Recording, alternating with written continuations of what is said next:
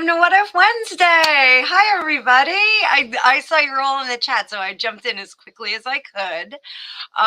So this is going to be a little bit different from what we usually do. So What If Wednesdays, we did them a while back. And what I would do is I would do readings like, what if Jimmy Carter never got elected to be president, showing my age. What if Meghan Markle never met Harry? What if Harry never broke up with Chelsea? So we always did like a really fun kind of format. But tonight, because we are fast approaching 1,000 subscribers on YouTube, thank you for all of my regulars like Serendipity and Lady of the Lake. Like, I see you guys here all the time. Thanks so much. What we're going to do is tonight is going to be about you guys. So I've never done this before. I've never done private readings really quickly like this. So just be patient with me. I've got Gregopedia working as production, but I don't know how much production he's going to be doing. Like I said, I'm on staycation, so feel good. I did a little moving of things around. I've got my new fan art up there, so from one of you all, so that was an awesome thing for vacation. Hi Julie, hi Karen. Oh, Karen's here. Hi Gwendolyn, Amina. I don't have my glasses on. So what we're gonna do, I already got two requests. Now we can do private readings, of course, like readings, questions for you all. That's the whole idea. The ticker on the bottom has, that was my first sloppy shuffle. Ticker on the bottom has my PayPal and my Venmo on there. Those are the only two that I use. So if you don't use them, sorry. You know what? I spent so much time getting getting set up here, and then I just dropped my cards all under my desk. So I got two questions on deck right now. So what I ask is, if you're going to do this, you can either message me the question in the app that you choose to do your tip, or you can tip and put your question in the chat. I'm going to do my best to get to it. Okay, so little different from usual. So I already have two questions on board, and the first one is for my gal Serendipity. We did a private reading, so this is kind of a continuation of the private reading that I did for her. So you guys will get a good sense of what my private readings are like. And I do those in like half-hour or 1 hour blocks. There's in the description down below. You can book an appointment with me if you want a longer reading. But Serendipity. So let's see if that gentleman's eyes have been opened a little bit more. So we won't go into detail with everybody else, but we're going to kick this off. And let's see if the gentleman's eyes have been opened a little bit more. Oh, and I'm sorry, everybody. I'm so excited about my new blocking that I didn't even put the cards up. There we go. There are the cards. Thanks so much, everybody, for being here. First one, we're going to take a look at Serendipity. Hi, Celtic. Celtic, you are another steadfast fan. So thanks so much for being here. So Serendipity, did his eyes get opened? Let's see.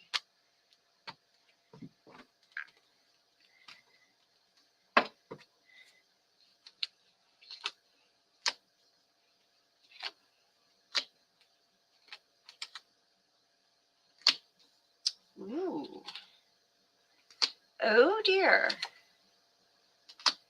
Okay, so we've got some interesting things going on here. So it looks like his eyes have been opened and he understands what the reality is. There have been some emotions and behaviors that have been revealed to him. So he's just seeing the tip of the iceberg. He's not seeing the whole picture, but what he does see, he doesn't like. So I think this is really a positive sign. It's really, really evident that this is a money-based situation. And those of you that yeah, like I said, this is a continuation of Serendipity's reading. So it looks like he sees that this is financially based, but he's not ready to quite make a move yet. He's still a little bit uncertain about that. We'll do a little bit more here just to see how he's going to proceed.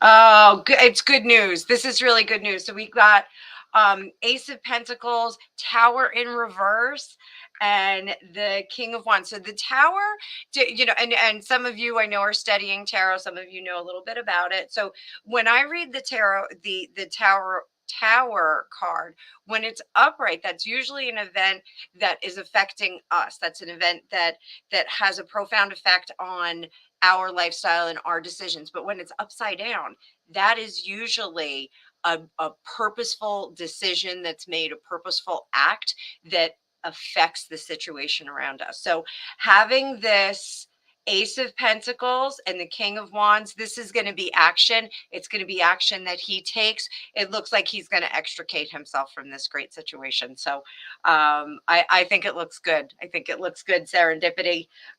So I hope you like that. I hope that puts you at ease. And let's see. So I have, and guys, I'm working this all by myself today. So Lady of the Lake, I know we had a question up here. And where did you go? Here we go. Okay. Oh, and you know what? I want to pull out the dad deck. So some of you, please be the dad deck. We got it. All right. So some of you that follow me, you know, I do card deck flip throughs, which I think are kind of obnoxious on other people's Facebooks or their channels and their Facebook lives. You know, it's just because you know, I like to think not everybody is into, you know, looking at every single card or like being a deck enthusiast, but I've gotten like really good response from you guys. So this is the Antique Anatomy deck, and it's readily available on Amazon. You know, any of the esoteric sites, you can grab this, but it reads really, really well for work related questions and for I tell my students, and I think I said in the flip through that it's like you going to your dad. Like I go to my dad. My dad gives me like really good advice about business and work and things like that. So this deck is kind of like going to my dad. My dad is still with us. He's not speaking through the deck, but so this is what we're gonna do. Let's see, Lady of the Lake. Job prospects. Let's see what we got.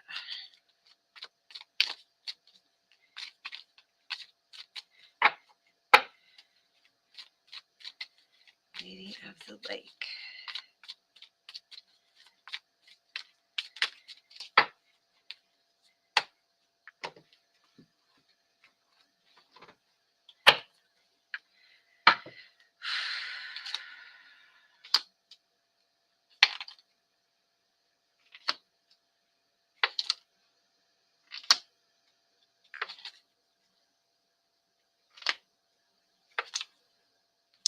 So now this is very unusual. So, and I'm going to go out on a limb here. There's a position within your community. It's within, I believe it's within the local government. And I don't know if you're, you know, civil servant or you work with your local government. But there's a position within your local government that is really a great fit for your skill set that you have now. And it's not something that you really would have looked at.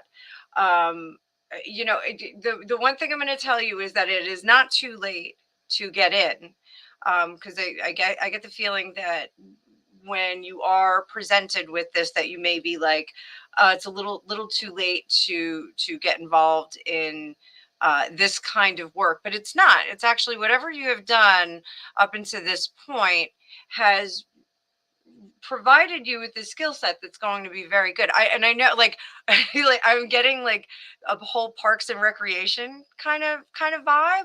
I don't know if you watch Parks and Recreation, but that kind of a situation, it actually is serving a need, and it's actually something that you're going to find very fulfilling.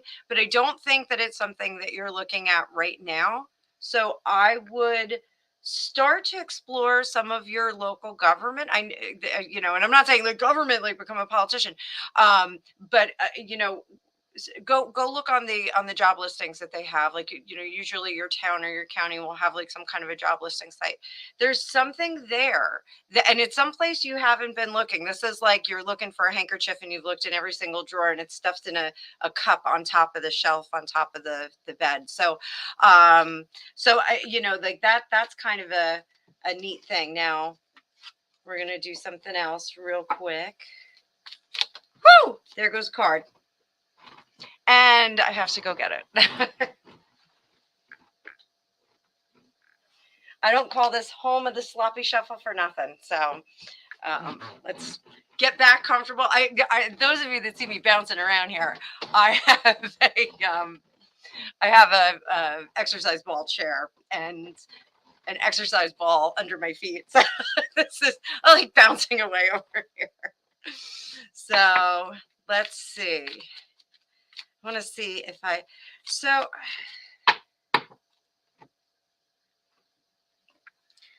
definitely getting, there's some kind of metal involved in this. I'm not saying like you're going to be a machinist, but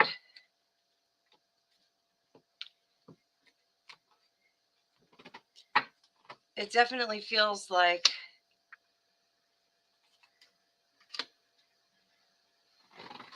I don't think it's a pensionable position. I think it's more of a support position, but it's like in the oh gosh, Greg, what do they call it? Gregopedia. What do they call like the machine works like at university? They have like the physical plant. It's like the physical plant. Like you'd be working at like the town physical plant. But not like with that, but just something involving that. And don't be afraid. Do not be afraid of this. It's not a position that's beyond you. You absolutely have the skill set for this. So I'm saying apply high to different positions. So apply for positions that you don't even think that you would do. It's there's good, and don't look at the salaries. If they have the estimated salaries there, two of cups coming together. If they have estimated salaries there and you get freaked out because it's a little too high or it's a little too low, don't worry about that. Everything's negotiable. You got to remember that. So I think it looks really good. So I want you to go look at the community pages, go look at the community listings, all of those jobs where they have like the police and the firefighters and the people that work in the administrative offices for your town. Go look at those things. There's something with like the physical plant, like where there's metal. I don't know if it's the construction department, but there's something with metal in there. So go look at that, honey bunny. Okay. So, all right, let me see. And I gotta look on my app here. I'm looking on my app. Hang on. I want to see if I can get to you guys in order. All right. Oh boy. And I'm all over the place here.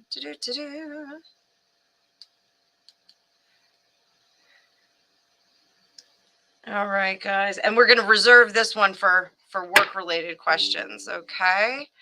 So, holy moly. All right, I'm trying to keep up, people. And I don't have my glasses on, so. Oh, that's great. Oh, ah. Holy moly. All right, I'm trying to keep. Oh no, sorry guys. I've got apps galore here. All my apps are going off.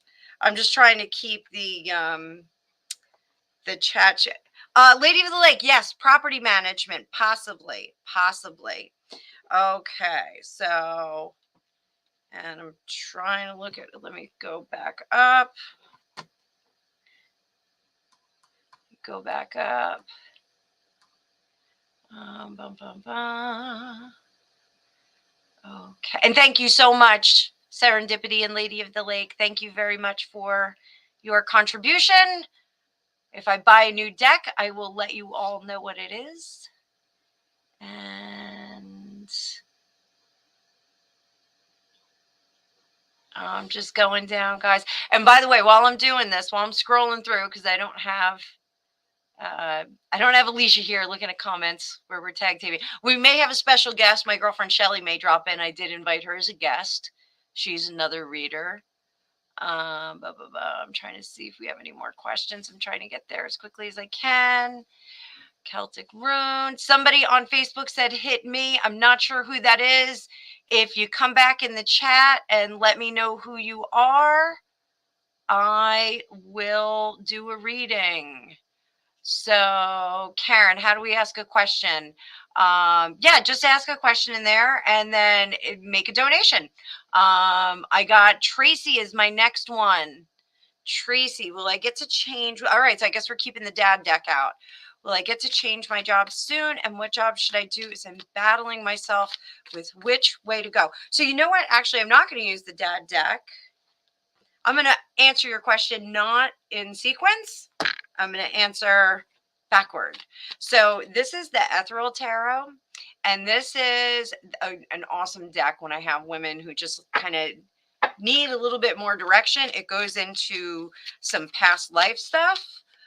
Sometimes it goes into karmic stuff. So it's a pretty neat deck. So let's take a look. And I feel my throat is getting tickly. I'm going to bust out my cough drops before I start coughing. I got my trusty ginger ale.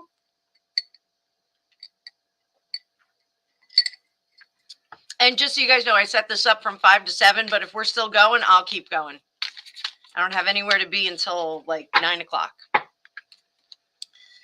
So, Tracy Huxtable. Great name. Should go into writing. Sound like an author. Tracy Huxtable. What should she be doing? Tracy, I don't know if I've ever seen you here before. If not, welcome.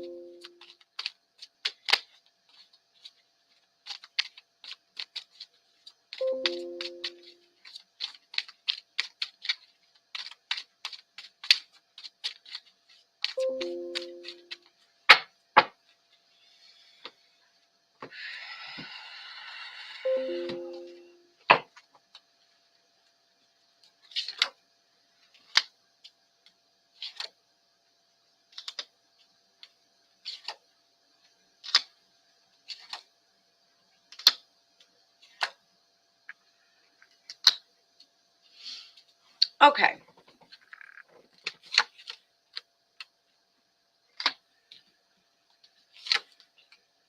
So Tracy, we're gonna go through a lot of stuff. So, and those of you that maybe are new to here, when I do intuitive readings, I do something called CRV, controlled remote viewing, and in that we draw pictograms and we use the pen to extract more information from the images that we draw. It's just another tool like tarot to tap into the universal knowledge that all the psychics tap into. But I got this amazing wand from Alicia Wicker, and she does have some on her website, not amethyst, but I think she still has quartz and smoky. I think she might have smoky quartz, but she definitely has quartz in there if they haven't all sold out. I use it and I touch the cards to get more information from the cards. So, or from the greater universe. So it, you know, tarot readers, we read the cards inductively, but we also read them intuitively.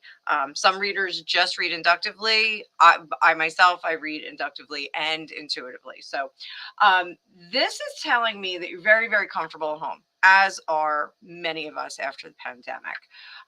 We're all just kind of very comfy, cozy. A lot of people don't want to go back to work. I just had this conversation with a colleague of mine today about the challenges of getting people back into the office, and people really don't want to do it. Everyone's very, very comfortable working from home, and they're very happy working from home at this point. You are very happy being at home, but you do want to stretch your legs a little bit and find some equilibrium between home life. I don't know if you have little kids at home, but it feels like there's something going on at home that is requiring your care and attention. So you're looking for that equilibrium. So you are looking to kind of step away from that a little bit more, and you feel underutilized. It feels like your skill set is not being flexed. That's really the best way to look at it. And you'd like to move forward. Here again, we have that skill set is not being flexed. And some of this is that it's not that you're underestimating yourself, but that you're not sure how to get this balance in here. So let's take a look. It feels very, very transitory for you. It feels like you're kind of shifting into another phase of your professional personal life. So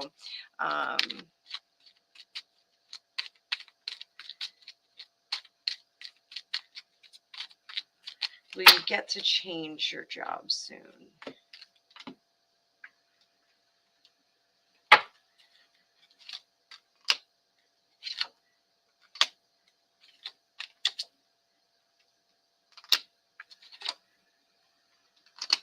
So here's this definitely shows us the Eight of Cups definitely shows us moving on. Now, I don't know if there is another position within your company, or if it's another level up that you would go to at another company, but it feels like you want to make that next step into the next level, the next tier of work. That may not be the best decision. It looks like, it does look like kind of a cycle proceeding, but if you do step into a larger role, if you do step into a more senior role, it seems like you're almost going to be regretful of it. There's something here with the current position that you definitely could do some negotiation. If it's a money thing, I think you could go in and you could negotiate and get more money for this position. If it's an unhappy with the work environment, then absolutely leave. But just be very careful about the path that you set for yourself, because this does show that, like, the grass is not greener. You may get into another situation where the grass is not as comfortable and soft on your feet as it is right now. So you may get someplace that will make you a little bit regretful. In the meantime, let's take a look at some advice. How do you get from A to B? Just put that there. And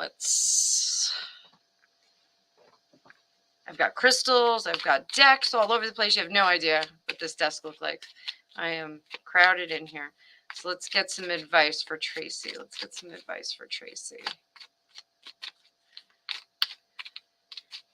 What should Tracy do? Actions that need to be taken.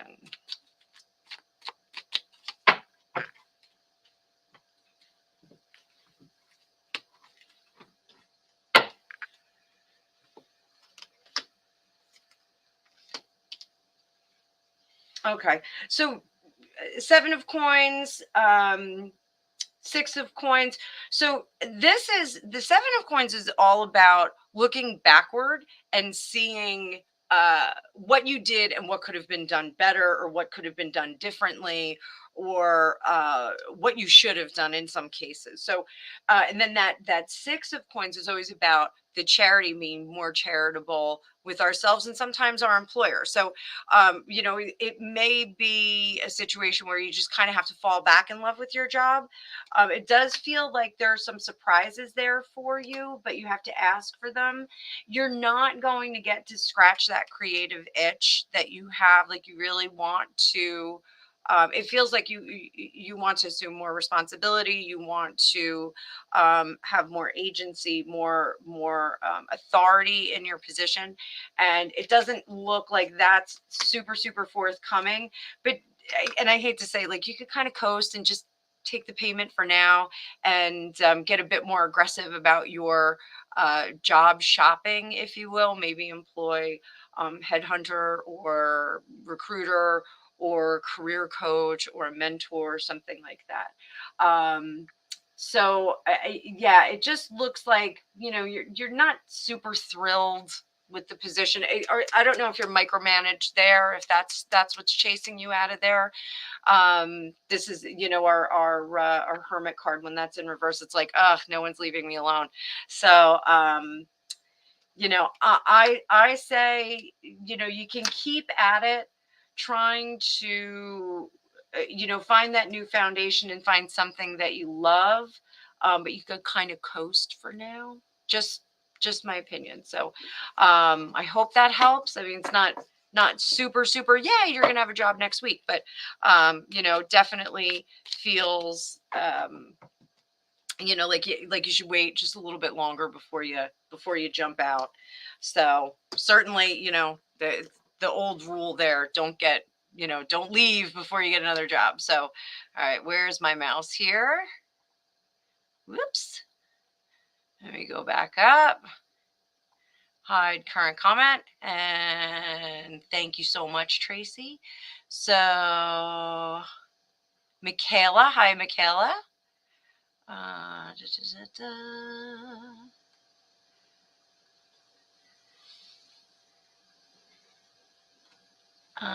Karen. So my Venmo's right underneath Fortune Cookies Tarot, and I have PayPal too.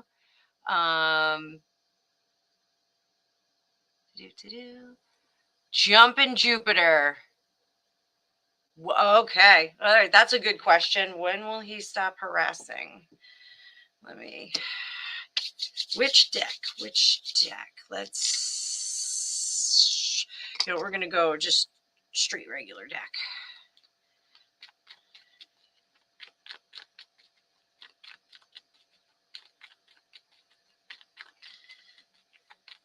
So you know what we'll do, Jumpin' Jupiter? We're gonna do let's draw a bead on the son-in-law. Let's see if we can get a look at his motivation here.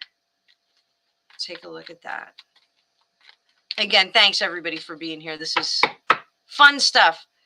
Kind of enjoying this staycation that I'm on, where I'm still working my second job.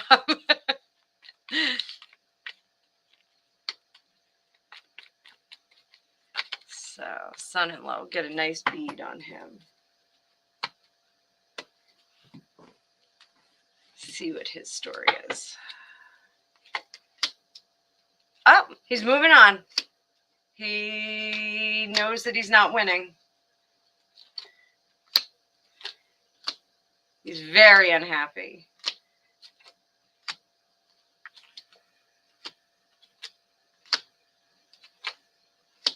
Okay, so I did a pretty big spread on this. So he's absolutely a fighter. This is a guy who likes to fight. This is a guy who doesn't want to be wrong. There's a lot of ego involved here. The reality is that his unhappiness comes from his head. Okay, this is when we get the Nine of Cups in reverse in the headspace of the Celtic cross. spread, what we really see is somebody who has a very no mentality or very negative mentality. Somebody who is just not, you hand them an ice cream cone, it's going to be the wrong flavor. Like it's just somebody who is not happy in their own head. They're just not going to find that happiness with another person or with a job or with anything for that matter. They're just constantly going to be gripey.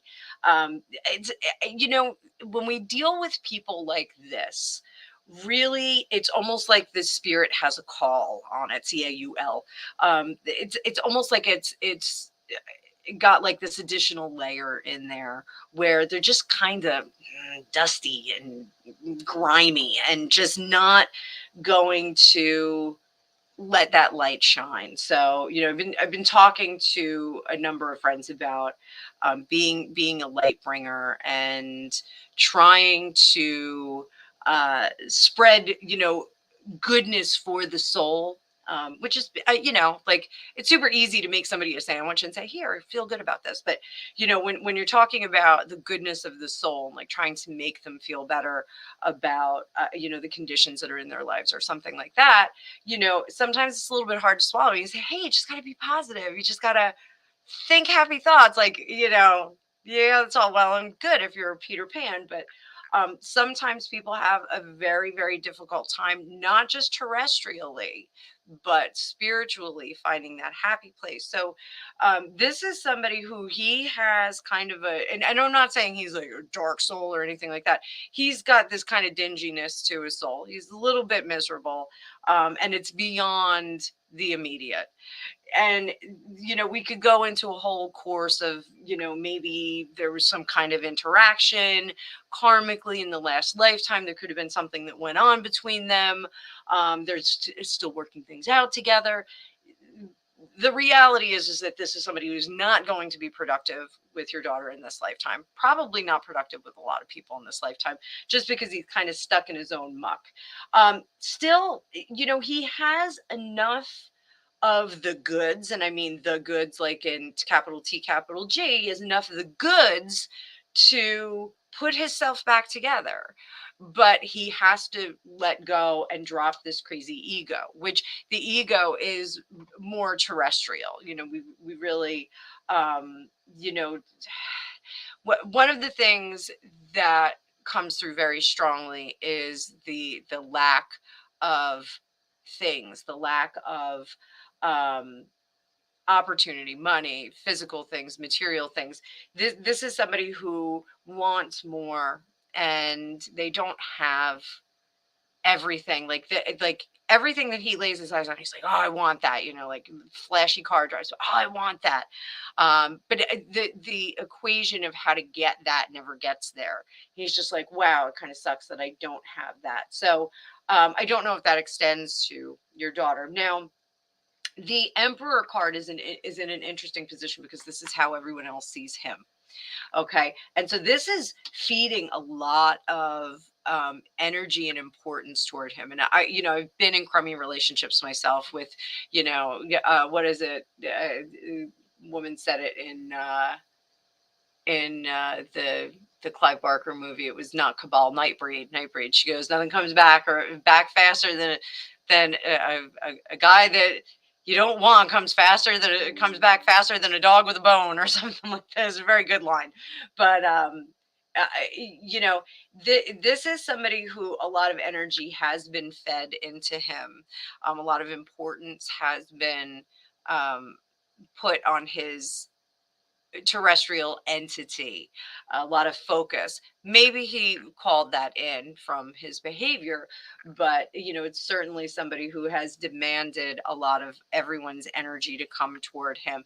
And we talk about energy vampires sometimes, and the energy vampires, they draw you into them, but there's also this magnetism sometimes that pulls us in. So one of the things that we need to do, and I've done this with individuals in my own life, sometimes you have to do like a cutting ritual, not like cutting, but cutting them out of your life. So you can take take a cord, you can tie it around a picture, make the picture into a scroll. You can stash that away. I know I have a girlfriend who takes pictures and freezes them into a block of ice in the freezer. I personally don't like that because then they're in your freezer. I get it that they're frozen, but if it's somebody who is truly a caustic spirit and somebody who's really disruptive in your life, you just want to get them out of there. So, you can roll it up, bury it in the backyard. You can roll it up, stash it for a while in a jar. Another trick with some rosemary, with some maybe lavender, piece of amethyst, that kind of thing, just and seal it up, do a little wax seal. You could leave that alone. And then later on, when you feel that your energy has been replenished somewhat, you can go out there, you can cut the cord and throw the picture away.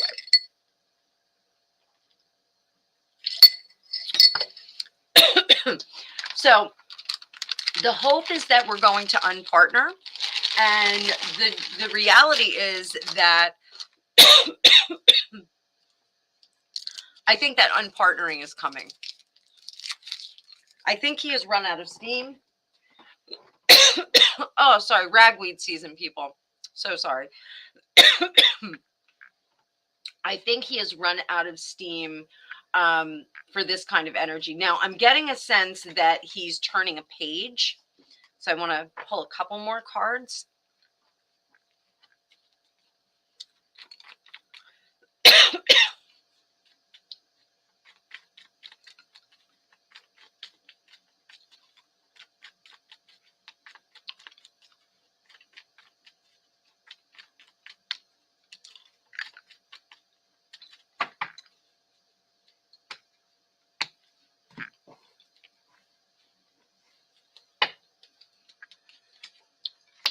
Yeah, there we go.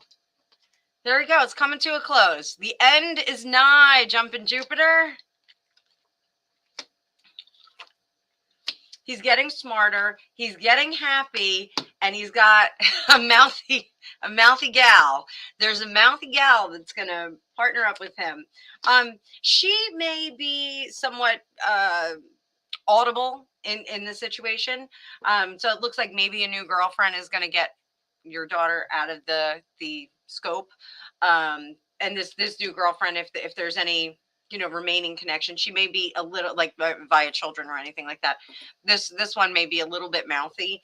She may have a lot to say. Just ignore her. She's just so. I hope that helped. We'll do real quick for your daughter. Still on Jumping Jupiter.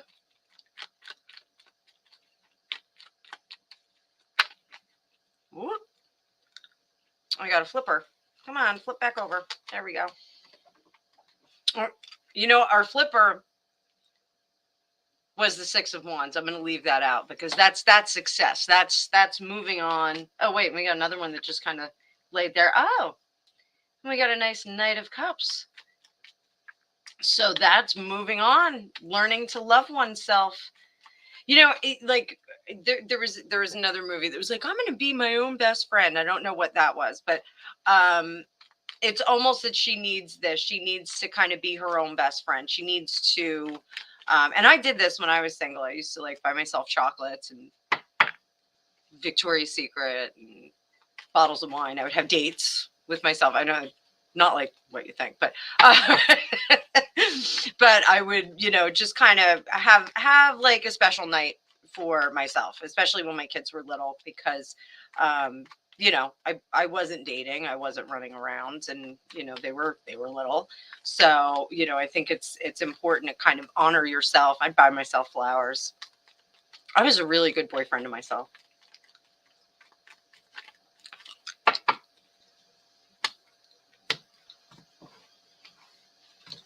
So I think your daughter should kind of do the same thing. Oh, look at that. Look at that.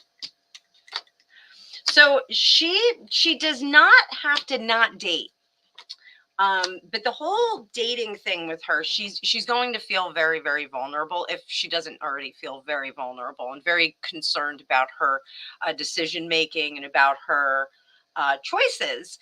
So and to be sure, a lot of the time we do choose the same kind of dates, whether they look the same or they behave the same. Um, let her know that not everybody's a jerk. You set up a list, a non-negotiable list. The guy hits one of those non-negotiables, and you just get out of there. Um, she the behavior of others does not have to affect her forever. So, she should just kind of look back and own up if she did anything that was out of line, or if she was in a situation that she had to do something out of line. Own up and own that. But for the most part, like, she's tell her not to worry about all guys behaving like this. They don't necessarily do that. So but she is on her way to healing. This is a really good combo for her. Really, really good combo. So she's on her way to healing. I wish her the best of luck, and someday her prince will come. All right, so jumping Jupiter, there you go.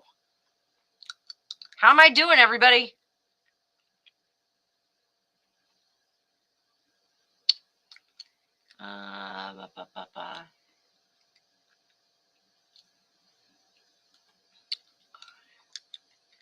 I got Penny. Penny! All right, so let's do this. We're looking for a relationship. What deck do we want to use? And if you guys have a particular deck that you like that I use, just tell me. I will use it. So I'm going to use Cartoon Deck for this one. Let's look at relationship.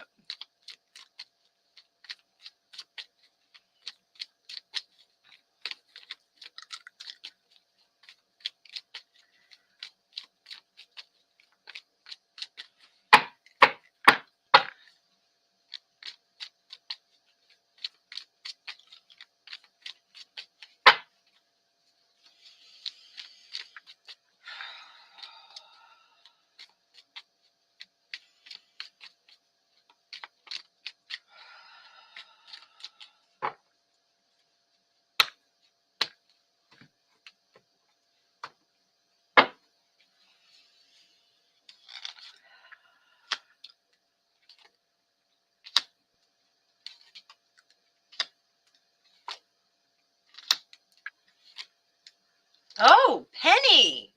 There's a lot of suitors here.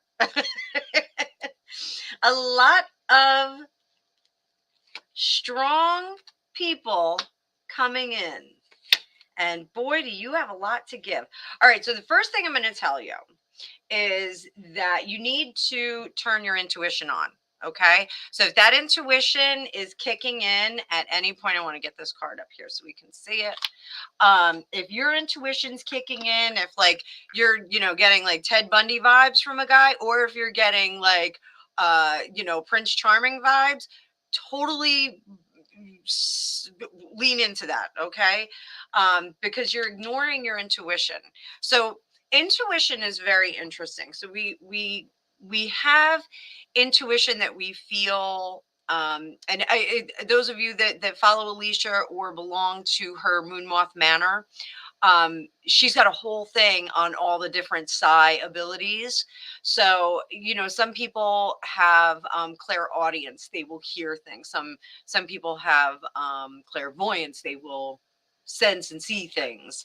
So there's different ways that we can get information. And when I teach tarot to my students and they're starting to turn on those intuitive psychic nudges, a lot of them will feel it in their stomach first. They'll get bodily sensations. They'll like if you meet a really creepy person, like sometimes your stomach like goes and like it's just not cooperative with you. That's a sign. Your stomach has a lot to do with your head, believe it or not, with your brain. Any of you that have any information about autism does have a lot of gut issues. When we say trust your gut, trust your gut. So you need to trust your gut a little bit more, for good and for bad. So it's going to turn you away from this dude who is just going to run his mouth. blah, blah, blah, blah, blah, blah. He is going to be so full of it that like your mouth is going to be hanging open because he's just going to be Mr. Braggadocio, and he is going to talk nonstop about how fantastic he is. He is going to tell you all the great things that he has. He probably owns a fleet of cars and racehorses and has a chalet in Switzerland and spends summers on the Amalfi Coast. Like he's going to be full of it. He's not really going to be this great guy, but he's going to be off-putting. I'm getting the sense, thinning hair, not a lot of hair, kind of a bigger guy. Dress is nice, but like he's got the accoutrement. He's got the suit of armor on, but he doesn't have anything to back it up. Okay, so that's one. You're going to see through his nonsense. This is a guy who's going to want you to be mommy. He's going to want you to be mommy, and you're going to get into, if you get into this relationship with him, you're just going to be constantly like cooking, cleaning, and wiping his butt. Please don't do it. It's not worth the effort. These two gentlemen, very, very interesting. Both of them are very strong and very well placed. Both are career guys. Bachelor, let's call the BS guy Bachelor number one, and then Bachelor number two. Bachelor number two is a little bit more fun, a little bit more carefree, focuses a bit more on having fun. I'm getting the sense that he's, well positioned financially, but he's not. He doesn't have like some kind of crazy legacy. Like he's not building Foxworth Hall or anything like that. Bachelor number three has a bit more in his pocket, but he's not as much fun as Bachelor two. He's a bit more serious, and your Bachelor number two, like if he walked in the kitchen and like you were making breakfast and like singing and singing into the spatula, like he would grab a wooden spoon and he would start singing backup. If you did that with Bachelor number three, he'd be like, this is so weird, we never did this in my family. Like it's like a little tight, not super fun. But you are like in a prime position to get into one of these situations. And that's to say these last two guys they're both decent guys. Just I think the Bachelor number three is just not as much fun as Bachelor two. But I think Bachelor number three has a bit more flexibility in terms of finances and on what he's doing. Bachelor number two definitely works with his hands. He's got some kind of, I'm getting like this whole vibe of like he's a sculptor or like an artist, but like he actually makes a living at it. So, he could be like a plaster artist or something like that. I don't know. It could be something practical like in a house. So, where are we going to find these delightful young men, except for Bachelor number one? Let's see where we're going to find them. Whoop! Sloppy shuffle. I know you're all here for it.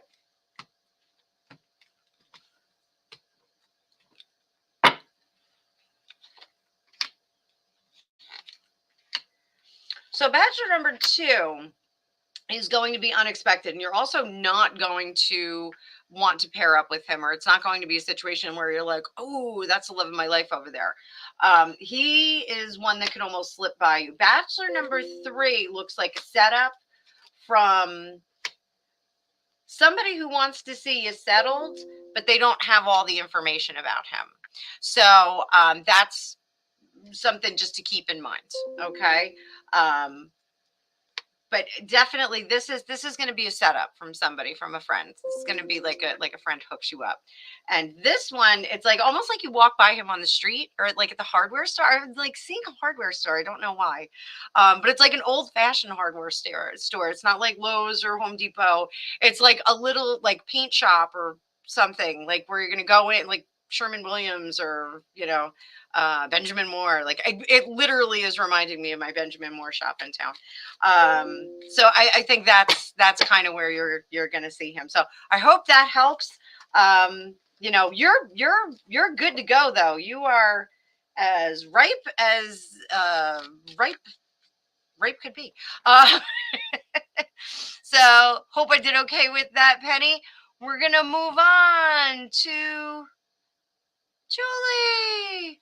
First home, having trouble finding a place I like in my price range. Okay. So, it's funny. We're going to mix in some like regular advice with psychic advice. I'm dropping cards. Sloppy shuffles. So, my aunt was a real estate agent in the 80s, late 70s and 80s, when interest rates were like 19%, things were crazy. And so, like, I often talk to her about real estate. I have had very good luck with real estate in my adult life. I've made good purchases. I only had one that I didn't do so well on when the bubble burst in 2008.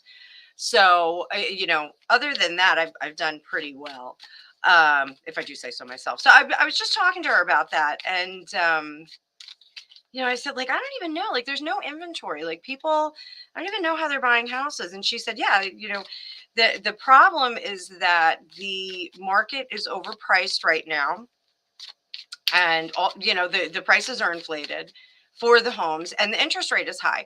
So the interest rate, you can and again, like, I'm not a financial advisor, so I'll just disclaimer with that. You can always refinance that high mortgage if you get a high mortgage rate. I'm sorry, I'm like totally beating up my desk.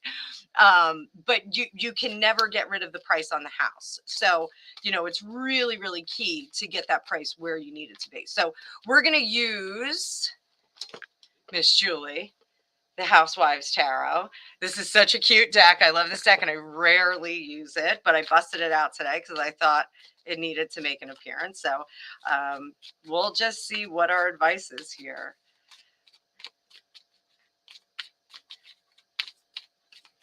So where are we going to find this house? And, we could do some CRV on that. But I need a better setup for that. Sometimes with CRV, we can kind of find that hidden gem. All right. So where's Julie? What are we going to do about Julie's house buying experience?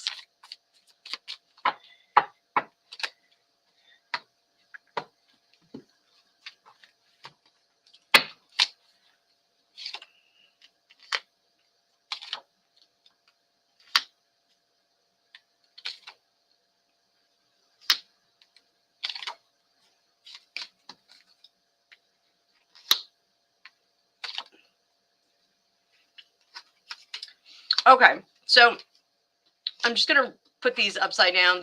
They came out upside down. I'll flip them around as we read through them.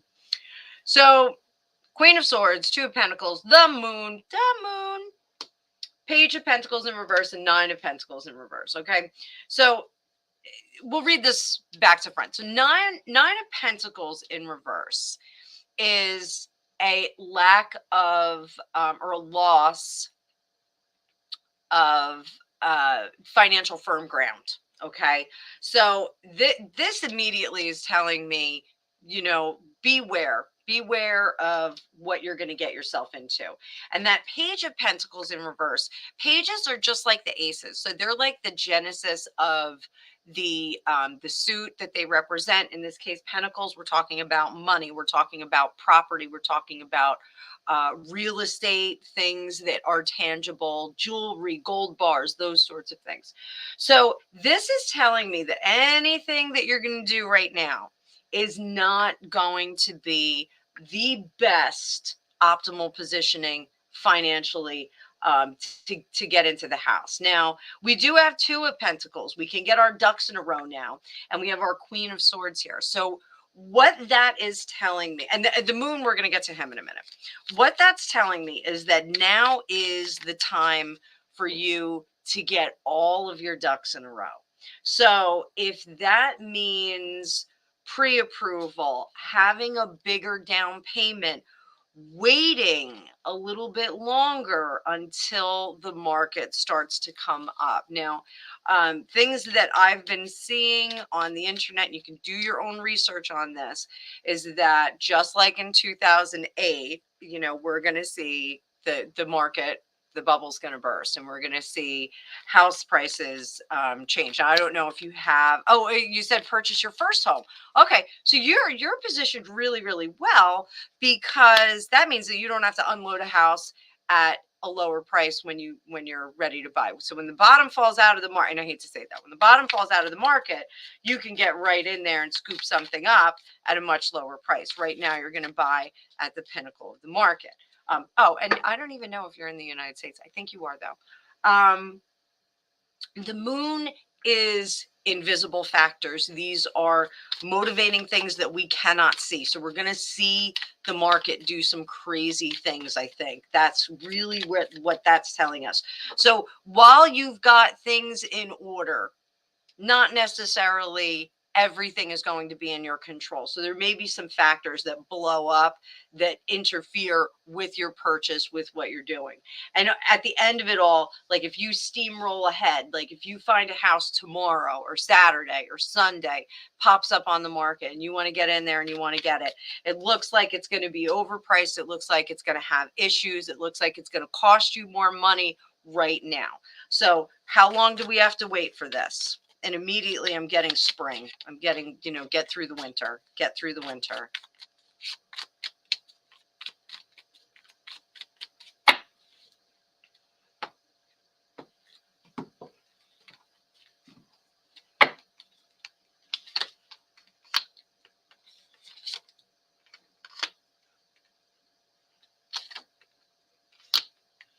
Yeah, wait a little bit long. Oh, look at all these kings showing up. We got kings all over the place. So, Page of Cups in reverse. You don't want to have that disappointment. You don't want to have buyer's remorse, which, that reality. Here, we're just going to do this a little bit. There we go. Maybe I should just push the cards up. So we don't want to have buyer's remorse when we actually get into the house. And my feeling is, if you see a house that's in your budget, you're gonna fall in love with it, but it's gonna be like a money pit. If you haven't seen the movie with Tom Hanks and what was her name? What? Tom Hanks and Shelley Long. Thank you, Gregopedia. He's not that quick today. He's a little. So if you haven't seen The Money Pit, go see it, because this tells us that, you want to make sure that you're in a position where you don't necessarily want to be in a plug and play house. It's your first house, so maybe you do want to be in a plug and play house where you don't have to do much. But certainly don't start looking at things and like, oh, well, we can fix that. It's only the foundation. It's you don't want to get in too deep. There's going to be issues with getting those repairs done once you get in there, probably because we're going to see some market interruptions and pricing issues with supplies and things like that. So even if you would do the work yourself, you just want to be careful about this. So, but then we have King of Swords, King of Pentacles coming to the rescue, and things getting going. So, I would wait just a little bit longer. Keep looking, because you never know if something's going to pop up and it's going to be a dream house.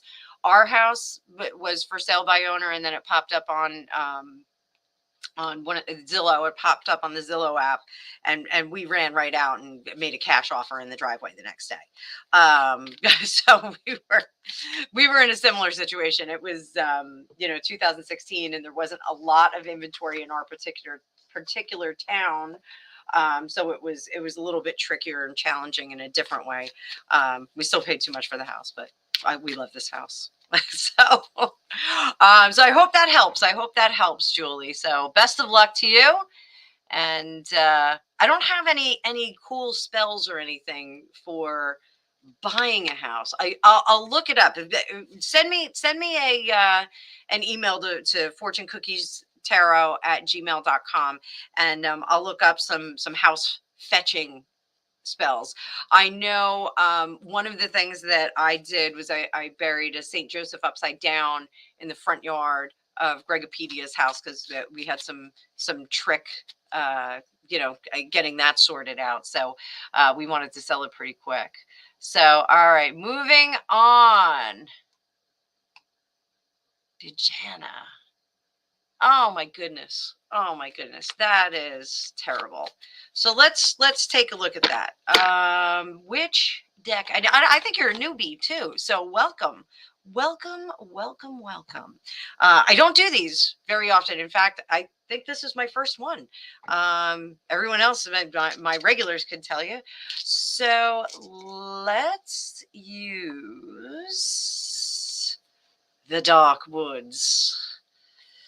So I will tell you this, Dejana. You know, Dr. Joe Dispenza, he's a metaphysical whiz kid. He's not a kid, but he talks a lot about manifestation and freeing up energy. And sometimes, you know, when we have relationships that crash and burn, you know, it frees up energy to get to something better. So, you know, I was in similar situation when my kids were little, and you know, I know it's hard. I know it's not easy. So, really tough raising kids on your own. So let's see. Let's see. Does he regret it at all?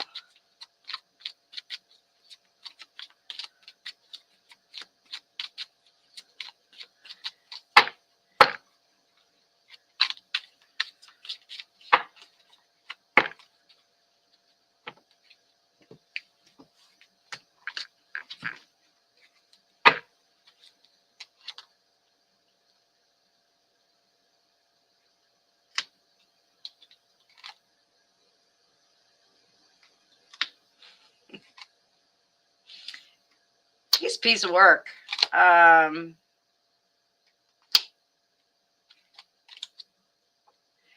So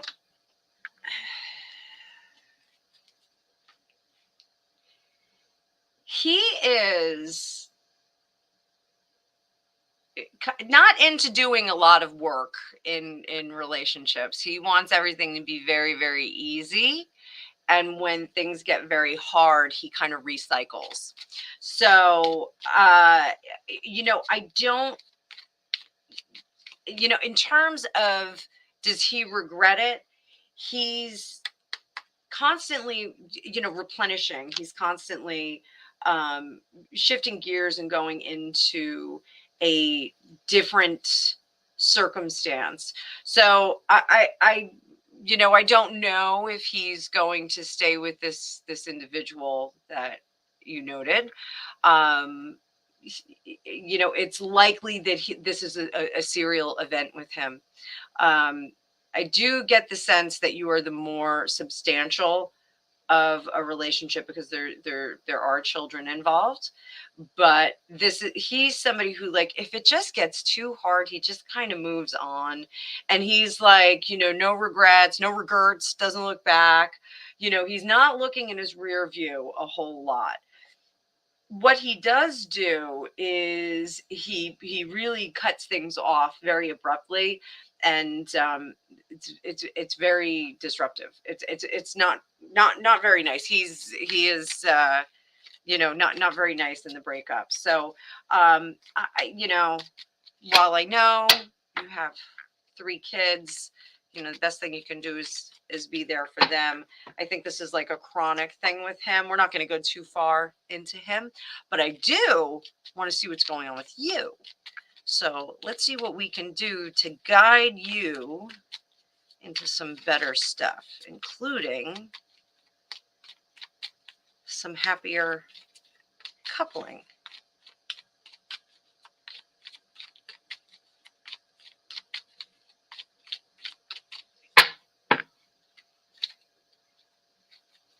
Give this a little bit more, just a little bit more.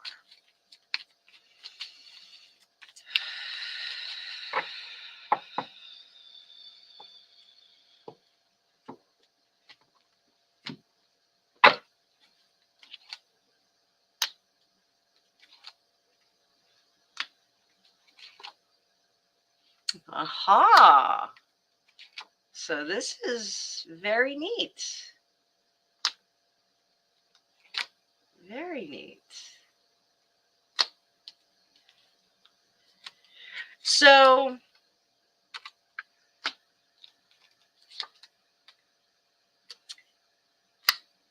I'm going to put this over here so we can see it just a little bit better. So there's somebody either that you are interested in secretly, secret person, or there's someone that is secretly interested in you. I'm getting the sense that like kind of it's from like a work thing or a volunteer thing. It's something where you guys go there and you're working toward a goal. So it's very interesting. So as far as the past relationships, the past relationship singular, um the, really you should, we have hangman and the 9 of cups here just in case you can't see what everybody is. So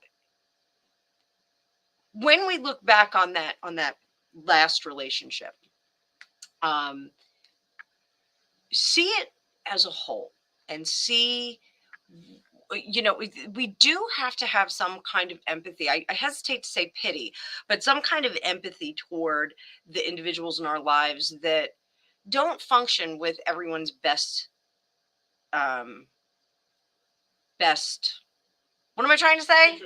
Interest. Idiom.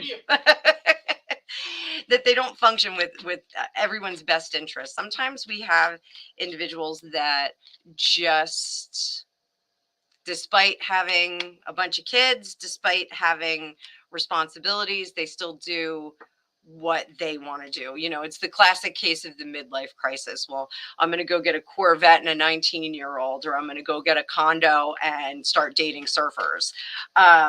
Sometimes people will just do that. And we have to look at it from the perspective of, uh, you know, this is someone who is making their own choices, not someone who is um, committed to making things better. Not everybody can be a Boy Scout. Not everybody can say, I'm going to make, every place I go better. But moving forward, yes, there is something good for you. There is something good, but this is someone that you either work with or you volunteer with, or someone who you're working toward a goal together. I don't know, fundraising. But the relationship, I'm sorry, I'm getting hot down here. I'm like Beyonce now. So the pay attention when you're working. He's going to pick something up for you. So, very charming thing, like, Victorian times, woman would drop her handkerchief and the man would pick it up and he would be very gallant and he would present that back to her. He's going to do something like that for you. So you're like going to drop papers or drop coffee and he is going to help you. So be clumsy. And I think you're going to stumble right into this guy, but I think he is in your circles already. It's just not ripe enough. The circumstances it's just about there. But it's definitely, if there's somebody that you're a little bit interested in, then bazinga, that's the one I'm talking about here. So I hope that helps. Certainly I see good things on the horizon for you. You just have to sometimes pay attention. Before I started dating Gregopedia, and those of you that are new, Gregopedia is my darling husband who also functions as a producer for the show. He doesn't help very much sometimes though. Before I started dating him, I didn't think that I was going to ever date again because I had little kids. And Karen, I'm trying to find your question. I had little kids and I was like, no one's ever going to want to date me ever again. But the truth is that, there's somebody for everybody. And I made a list of, items that I wanted a person that I was dating to have, and Gregopedia hit every single one except for one of them or two of them, I think. So, Karen, I'm still trying to find your question, honey bunny.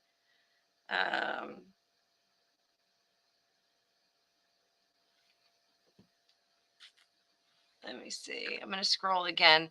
And Amina, I see your question too, but hang on. I just want to find Karen's question. Karen. Wait, Karen was doing dishes. Oh, you made it private on Venmo. Okay. All right. Hang on one second. All right. Okay. Hang on, guys. Hang on. Karen, I see it.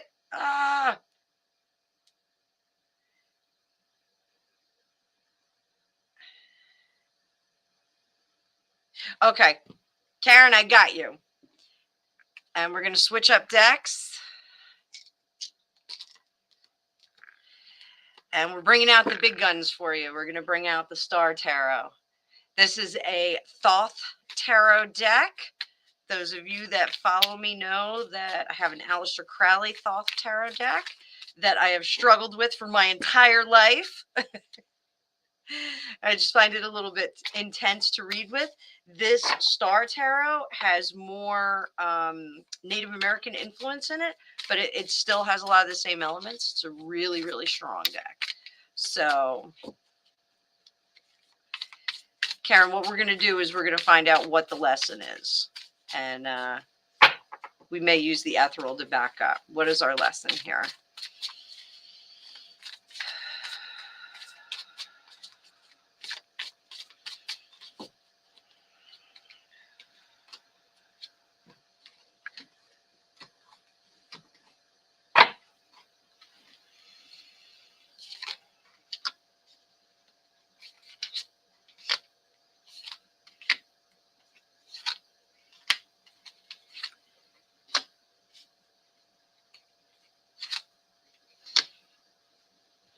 All right, Booby. So, Karen, lessons we need to learn from this. All right. Temperance, having balance, having a tempered approach toward different matters. Temperance is also, having that good judgment and seeing the black and the white, not the gray in between, not making this compromise and diluting the sensibilities of either party. It's about seeing how the other party is invested in the relationship. The death card in reverse is resistance to change. The lesson here is to make that change. And we have our Eight of Wands, which is silence on communications. Eight of Wands in reverse. This is our communications card. This is information coming. So there's no communication happening. The future, star. You know what the star is? The star is all about hope. We wish upon a star. We, reach out. The stars are far away. They're in the future. They give us hope. They give us something to reach for. They give us something to aspire to. So with this, the time right now, let's call it a lull for now, because the communication is shut down.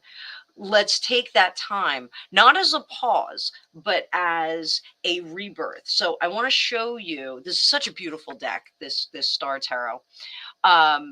Do you see the rainbow? Now, my lighting is a little warm, so you may not see it very, very well. So the rainbow is about rebirth. This is about coming through on the other side. Now, we're blocked by a resistance to change, and we're also rooted in the Wheel of Fortune, which is ever changing. But this is about change your tactics. This is about change your footing, and you have to shift and you have to move with how other things pivot. I hate to say pivot like in Friends, but you do have to kind of shift. And I hate to quote Bruce Lee, but you should be like water. You should fill the cup and be more flexible. But take the lull now to really look at the other perspectives of the other individuals and look at it in its purest form, not in that gray form of compromise. You want to look at their perspective, and then you can make some decisions from there. If apologies need to be served at that point, then so be it. If apologies are earned, you have to see if that is going to be something that's going to be extended to you. Your impatience, I know there's a lot of impatience here. It's very hard to wait. It's very hard to, continue to take an active pause, if you will, which is what I'm seeing here. To work toward things in the future. But that active pause and doing some planning now, reflection and planning, I should say. Reflection is really key here. We got a jump out card, and it's our Prince of Swords. Prince of Swords. So that's our electronic media communication. That's something that will come in the future, but you need to pause and reflect and then formulate how you're going to move forward. So how do we do that? How do we do that? What else? What else? What else? Woo! Sloppy shuffle.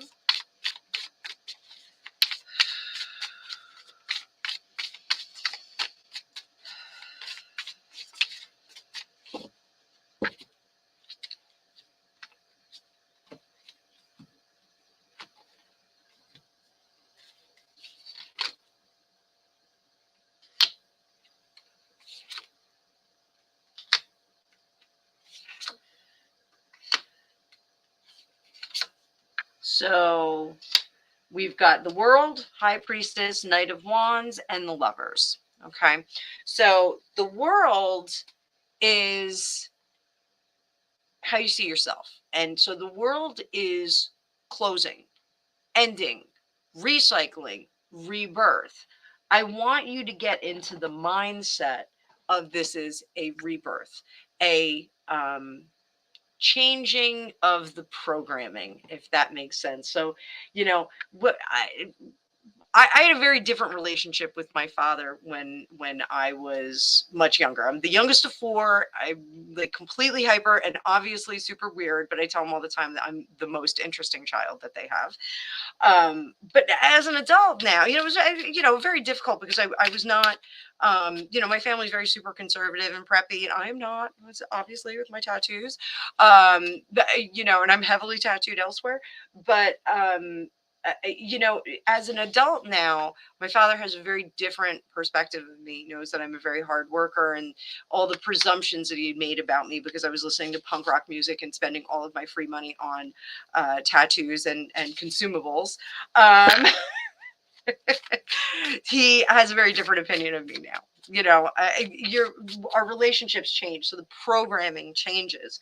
That's really, instead of seeing an ending, think about it as the program is changing, and there's an opportunity to have new relationships moving forward that are based on the fertile ground now. It's like a farm. You do that crop rotation. You can grow pumpkins for a year, and then you grow something else. All the work that was done prior can benefit the soil, or you can just pour gasoline all over it and wreck the soil. So you really want to find the good in the past stuff, let it decay into the ground so that you can grow something new. I hope that makes sense. So how, and my thing is beeping, beeping, beeping. The High Priestess is secret keeper. This is how others see you. So the secret keeper, it can be a good thing and it can be a bad thing. So our High Priestess, she knows all, and she will give us the information, but we have to ask for it. And she may give us cryptic answers, but she will be forthcoming. She is altruistic. I shouldn't say that. She's kind of Chaotic neutral, Greg. So obviously we game. So she's I would say good, neutral good. I think we can say that. So just this perspective of that she's inaccessible, and this would be you, Karen, that you're inaccessible, that you're not quite forthcoming. That may be the perspective that we're getting here. The hopes and fears, okay, the hopes are that all of this is going to reignite. We have our Knight of Wands. He's a fiery, supercharged energy. He comes in with, I don't want to say guns blazing, but comes in with staves blazing. See, the staff is blazing. There's a lot of energy here, and fire is not a destructive energy. When we have the wands, we're not looking at destruction. We're looking at intensity. So, fire can be destructive, absolutely. But it also is this bright intensity. And that's really what I want you to focus on. And then our final outcome card, we've got immediate outcome card is the star. Definitely when we wish upon a star. And then our final outcome is the lovers. And that is, the lovers is about cooperation. This is about negotiations that have worked, getting together, being on the same page, standing up on the altar under the chuppah and making that commitment to a relationship moving forward, having our angel on top who is guiding us and who is blessing that union. So I say, you're in the off season right now, but that things can develop very nicely. But there is some work that needs to be done on your part, and extending that messaging, probably through electronic means, text message, email, that sort of thing. That will be received well, but it's only after reflection and some processing on your part, like just kind of, looking at the whole picture. Remember what I said, we're looking at black and white. This is that side, your side, and don't look at the possibilities for compromise, because that's not what this is about. This is about understanding the positioning of someone else. So I hope I did okay with that. So try to not reveal too much information. So let's see. We've got Amina. Career advice: clueless on direction. Jack of all trades and professional. Yeah, except cards and crystals. Oh well, that's all of us. So Amina, I don't know if I've seen you here before. If I have, I'm sorry. I'm getting a lot of followers now. So I think it's very interesting that over the last couple of years, we've gotten so many people that are really into light bringing and into cards and crystals and all kinds of neat stuff like this. They're after the Spanish flu, and those of you that follow me on the reg, I talk about this. After the Spanish flu pandemic, we saw a uptick in interest in esoterica and parlor kind of seances and those kinds of things. People really started to get interested in alternate means of knowing things, finding out things, getting answers from other realms. And it was because death is our great equalizer. None of us know what's on the other side of it. I don't think I know what's on the other side of it. So I hope it's something good. I hope they have cake, because I really like cake.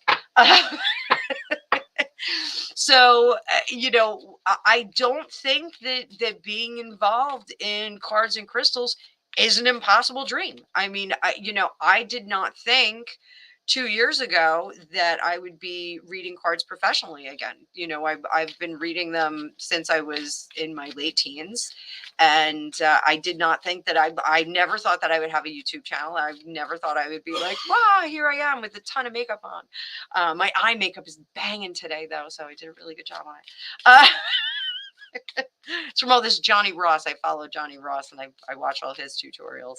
So so let's see if cards and crystals. Maybe that's an avenue that you need to go down.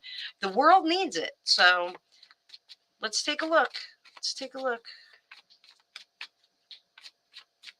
Besides, you make some fun friends in this fun little community.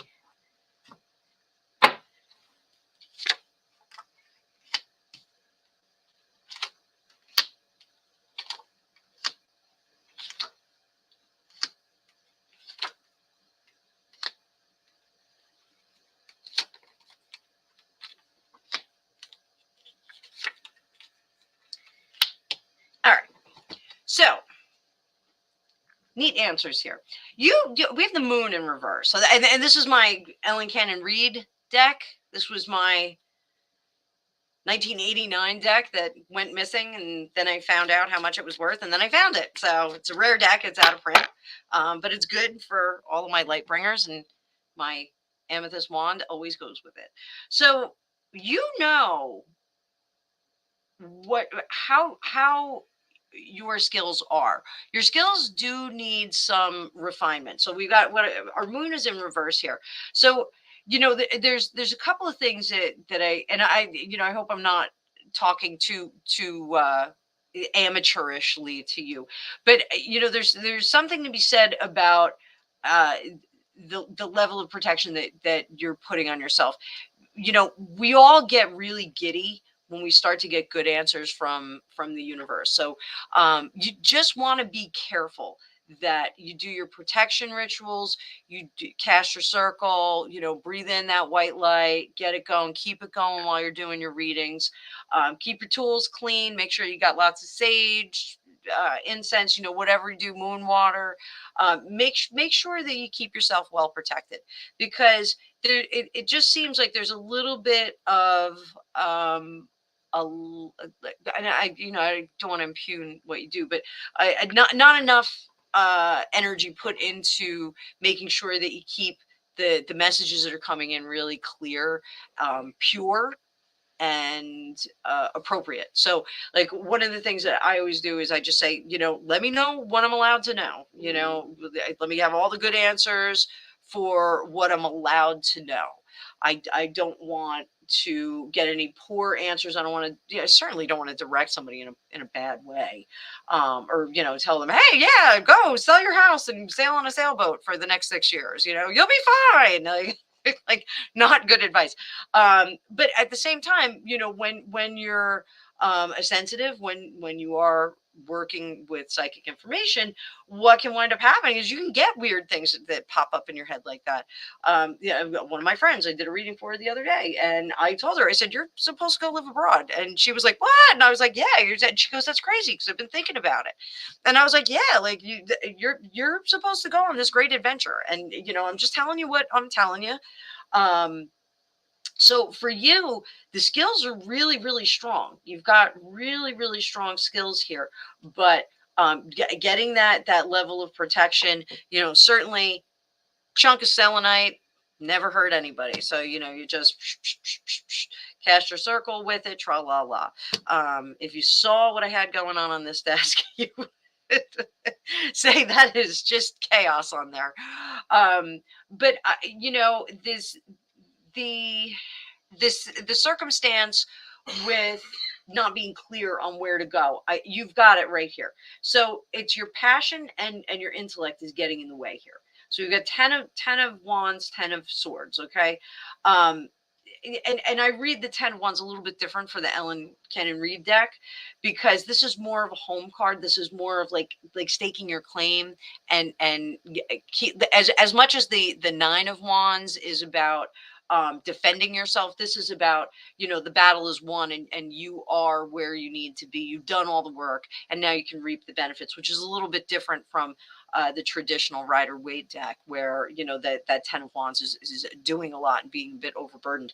This is about in this deck, how I read this card is you've really done what you need to do, and now you're home, and you can sink into that. So certainly we've got this conflict between what your head wants to do and what your inclinations are. So definitely do that. So I think I don't know if you read commercially, but if you don't, do some charitable readings. I mean, one of the things that I'll give you some business advice right now. One of the things that I did when my girlfriend Shelly and I started Fortune Cookies and Charming Homes, was we would have like a birthday coupon. So like on our social media, if anybody ever had a birthday, we'd be like, hey, I'll give you 20% off, $20 reading, whatever. Like, I'll give you a reading for $35.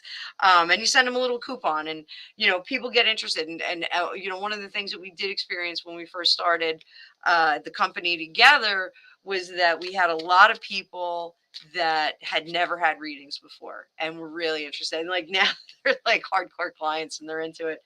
And some of them have become students. They're very much into it. So, find yourself a little community too. Absolutely, this is a great community. We have a lot of readers that follow the channel and follow Friday nights when Alicia and I do our dueling tarot. That's our live night we do together. Also, everybody, let me know if you want me to do this on Wednesdays. Like I could do a live like this on Wednesdays every week. This is a good time. I'm having fun. Jump into a little community, find yourself some people that you can work with and learn from. I am constantly learning. It's one of the things my husband, I drive him nuts because he wants me to study gaming stuff. And I tell him I got to read something on a tarot book. And, he's like, you've been reading tarot for 100 years. Like, why do you need to read more? But I'm always learning. There's always a little bit more. There's always a book that I've already read that there's some information in there that's going to be valuable. There's a lot of choices for you. We have seven of pentacles here. So look, the advice here. All right. So jack of all trades, professional at none. I doubt that you are professional at none. I think you're probably professional at all of them. You just have a lot of things that are going on at the same time. So what you should do is sit down and write this out. Like, I don't know what sign you are, but I'm getting the sense that you need to like look at a schematic. Write out the things that you've done and the things that you've been really great at, like the number one thing that you did when you were in that position. So like if you were a gas station attendant, I'm just making this up. If you're a gas station attendant and you changed the tire for an old man and made his day, like that's going to be like your number one pick that you did for that job. So definitely make a list, and you're going to see like that list. There's going to be line items on there, positions that you held, things that you did that are going to jump out at you. And they're going to tell you that, this is where you should be going. This is what you should be focusing on. And then you can kind of spiral from there. So, it's even though like there's this chaos of the brain and I just threw my cards all over the place. Even though there's this chaos of the brain, you're not sure what direction to go in. You can figure out what direction you want to go in just by looking at this list and just kind of reviewing your past successes. And there's definitely a lot of successes there. So I see a lot of bright spots. So it's gonna be easy for you. Like when you look at it, you're gonna go, I really love doing that. So it's definitely kind of cool. If you have any questions about reading, or I do teach a course. Like I don't know if you need a course. I'm not trying to sell you a course, but if you have any questions about reading, just send me an email at fortunecookiestarot@gmail.com. I'm more than happy to coach you, mentor you. Yeah, you never know. Like I started the YouTube channel because of Alicia Wicker. She had a really cool YouTube channel and I was following her and I was doing my own private readings. And I said to her, maybe I'll set up a channel one day. And she was like, do it right now. And I was like, okay. So, you get out there and you do stuff. And, if you go back and you look at some of my other videos, you'll see the evolution. I was noticing today my hair is so much longer than when I started my channel a year ago. So that's an interesting development. So I hope that helps. But absolutely message me if you have any questions. I'm more than happy to coach and mentor. So it's correct. Flashy cars and Rexton Monthly. Oh my goodness. That is something else. You are welcome, Jumpin' Jupiter.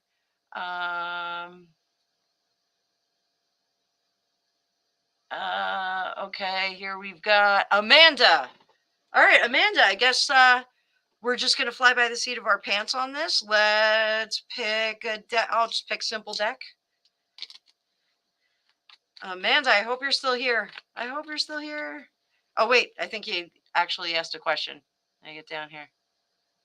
Will this move be good for me? There we go. That's the same Amanda, right? All right. Will this move be good for me? Let's see.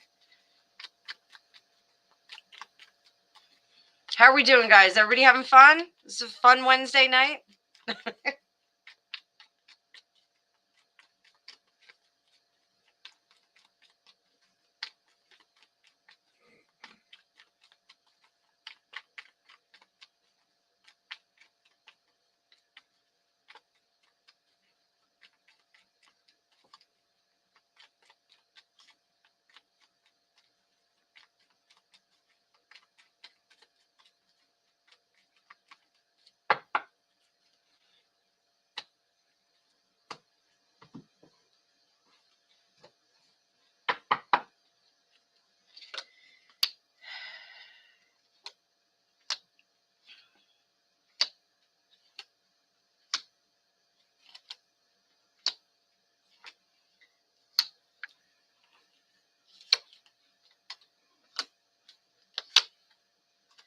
All right. So, Amanda, you are basically raising the building. And I mean raising it like leveling it to the ground. This is a whole new breaking away. Um, there's going to be a lot of responsibility put on you. It's almost like you're going to be a sole agent for now. There's going to be a lot of work that you're going to be doing on your own. So definitely buckle up for that. The you're not going to feel successful right away with this move. Okay. um like I said, this is a breaking up of a situation, and creating new foundations and moving forward. So change is very interesting because I really love the energy of the airport. I also love the energy of moving into a new house. It's chaotic. Like everyone says, like that's like the second most stressful thing you can do is moving, and I really find that energy shift very um, inspiring. I feel like you can kind of rewrite. It's like getting a new notebook, like, or getting a new planner when you start the school year, or in January or October, whatever month you choose to get your planner. It's like there's all this possibility.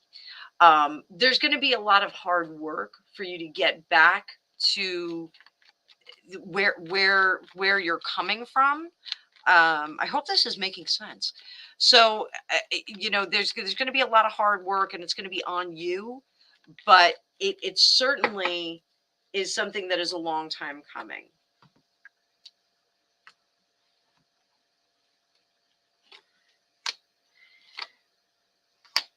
So, financially, you might not have everything that you need. You may want to wait until you're financially a little bit better set.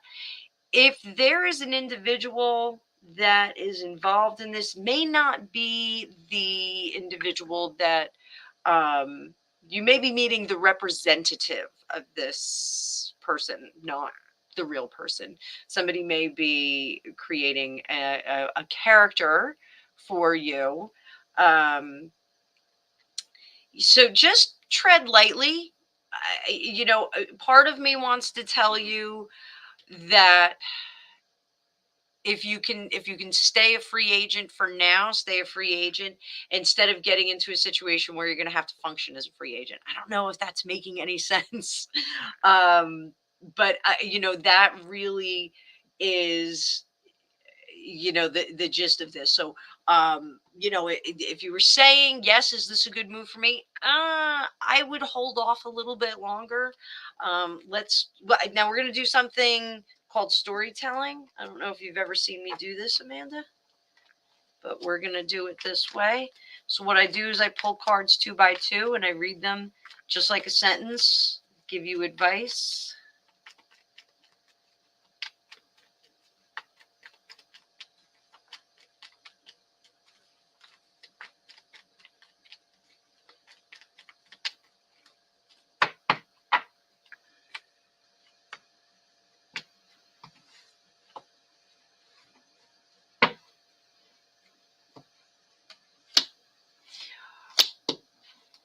Watch the words, watch the behavior of this other individual if there's another individual that's involved. Okay, look back on the past behavior.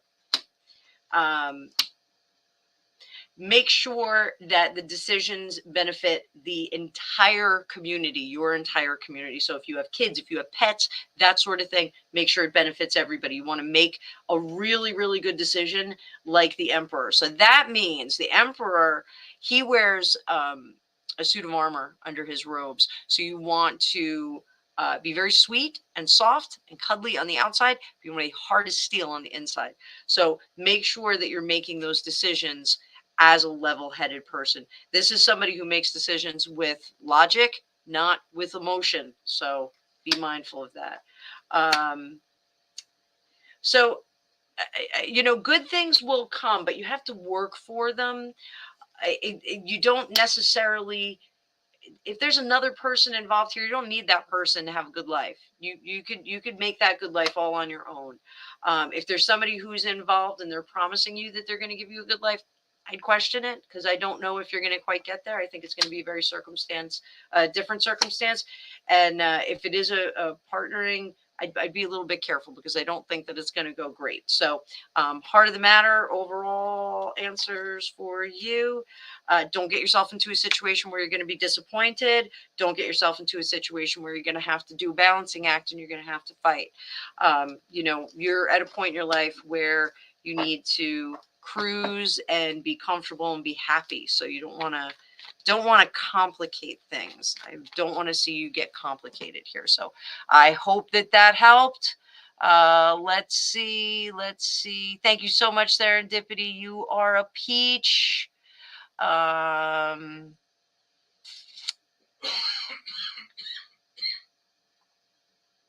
Julie. Okay. Is Milo? This is a good question. Let me just figure out what deck we're going to use on this one.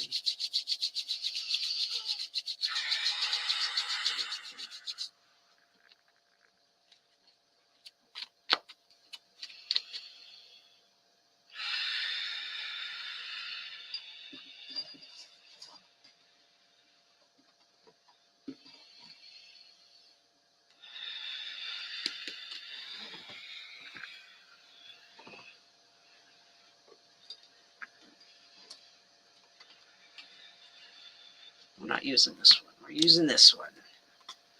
Hang on. We're almost there.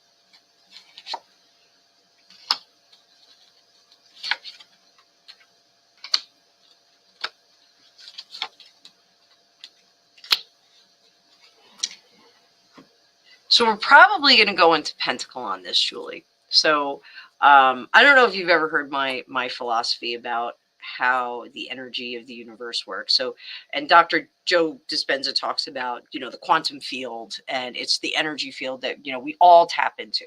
So I believe that, you know, we get all these people that say, oh, I was James Dean in a past life. I was Marilyn Monroe. I was Saint Jerome. So, it was my uncle. So I believe that the universe is like fabric. Okay, the universal energy information that we all can tap into, all the psychics that anyone can tap into this information. It just takes practice, and it just takes belief, and you'd be very surprised the information that you come up with. But I believe it's like a piece of silk, and there are threads that run through it, and they're all connected. Like it's like one piece that is totally connected. And when you tap into the quantum field or into this energy fabric that I imagine, you can access the information and the experiences of a Marilyn Monroe or a James Dean or Saint Jerome. You can experience things that they've experienced. So we are all part of that energy. So the crappy ex-boyfriend that I had from my 20s, like, he's part of that energy too, which stinks. But they're all facets of ourselves. So there is a connection in terms of energy. So can we have components of an individual soul that come through with another one? Perhaps. I firmly believe my son, I had a miscarriage before I had my son. I know that my son, that was him. Just wasn't ready, like, it just wasn't the time for him to come through. He came through a few months later, and he was perfect, and everything was great. So as far as there's information that's not available to me on this. So I think we're going to go into the pendulum. And it's almost like, the message that I'm getting is she knows. She has the answer to this question. She doesn't need me to answer it. She doesn't, the universe is saying she doesn't need you to answer this. She knows the answer to this. Whether or not, Nine of Cups when it's upright is a yes. Sometimes it's a no when we get it upside down. Ten of Pentacles is a yes. So we've got some possibly conflicting questions here. So let's go over to our pendulum. First pendulum reading of the night. Hopefully my new blocking is going to let this read well. So same question. It's Milo, reincarnation of Sean, and goes up and down. We're just doing like shaking our head. Up and down is a yes, back and forth is a no. So Milo, reincarnation of Sean, and I'm getting a yes. Getting a yes. So it's very interesting. What messages do we have? What do you need to know about that? Take a look at that real quick. And I hope that gives you comfort. I hope that's a good thing.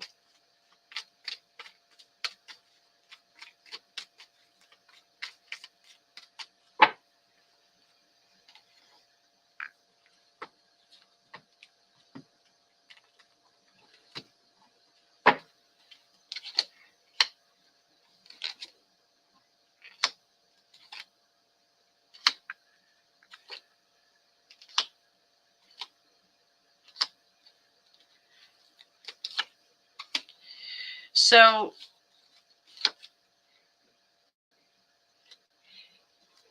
he needed to be much stronger in this terrestrial form. You'll have plenty of time this time. This is plenty of time. And there's like new appreciation, being careful about the time. So there was a lesson here about time. And the lesson is that I hate to quote Jack from the Titanic, but like making it count, making every moment count. Really, that's something that you need to do. And very, very different, uh, very much stronger emotions in the relationship, not emotions, but foundations in the relationship, much stronger. There's going to be weird things that come up. I don't know if Milo is little, but there's going to be weird things that come up, that are going to be aha moments. Like, oh, I can't believe you just said that. Can't believe you just did that. So like my one of my nephews, when he was little, he told my mother and my sister, remember that time when we were on the boat and we were different and we died? And everyone was a little bit freaked out. Of course, the weird child was not, this one was not weird. I was like, oh, really? What else? So, I do think that we go around, we come around. I think we come back. Um, I think, oddly enough, I have not delved into the past relationships with my husband. That is something that I think I should look into a little bit more. So recently, I bought the Dick Sutphin past life regression DVDs. You can go to dicksutphin.com. There's some issue with somebody had stolen his identity. He passed away during the pandemic, not from the pandemic, but during it. And there was, his identity was stolen, and for a long time they weren't selling any of the products, but they are selling the DVDs again, and they are phenomenal. There's astral projection. There's I love his past life regression because it really does take you, down a really a literal path when you do the meditation. But there's all sorts of really, really cool DVDs that he has on there. Strongly recommend getting one. Anybody that's interested in past lives, Dick Sutphin was like the past life guru. Has a great voice too. He does all the voiceovers for the meditation. So definitely had a great voice. So I hope you enjoyed that, Julie. I hope that gave you what you wanted. Let me see. Serendipity. Oh, thank you, honey. I'm at, like, I have 96 happy new people to go. So just I'll be manifesting that. Oh, Dejana, you're so welcome. I hope that was good. Ba, ba, ba, ba. Okay, we've got. Oh, okay. This is kind of fun. All right. So, which deck are we going to use for this? Let's use that Housewives Tarot. You guys tell me what you think of the Housewives Tarot. I don't use this one a whole lot. So, Ann Williams. Yesterday I was at the hospital, and I was picking up a friend of mine, and they messed up my name, so I was Ann Miller, and I was like, oh, maybe I'll wear this name all day. So it was kind of fun. All right, so trying to have a baby.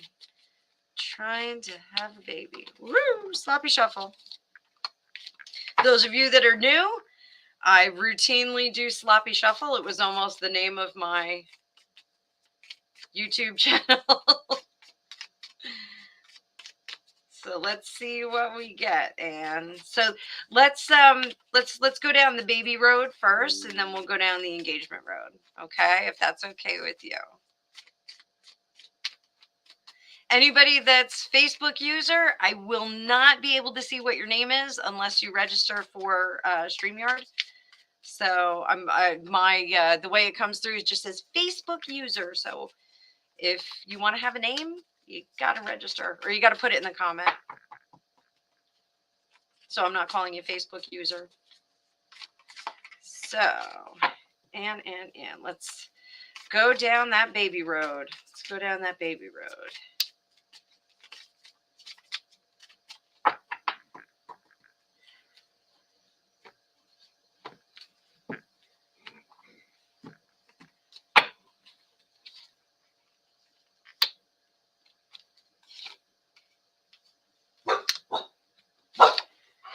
And that's Raven saying hi to all you fine people.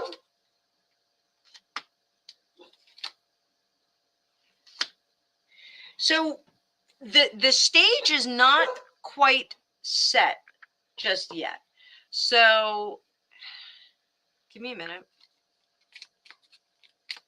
we're not quite set for the baby yet.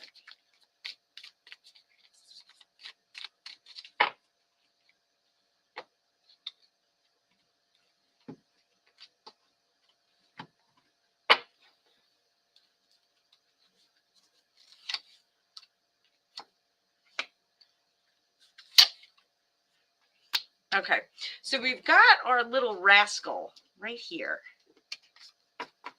Here's our little rascal waiting in the wings.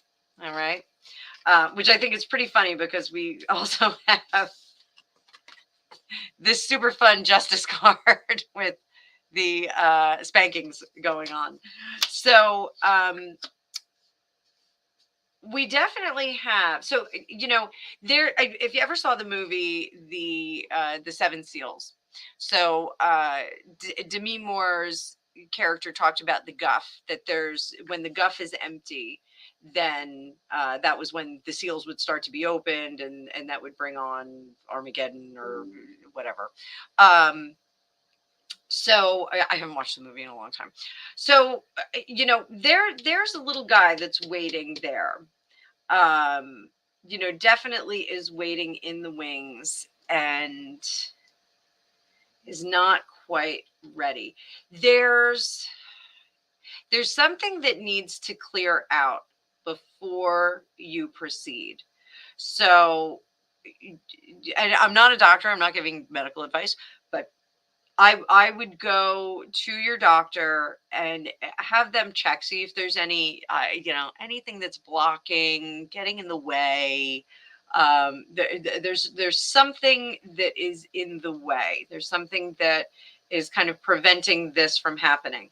Now, is it an easy fix? Is this an easy fix?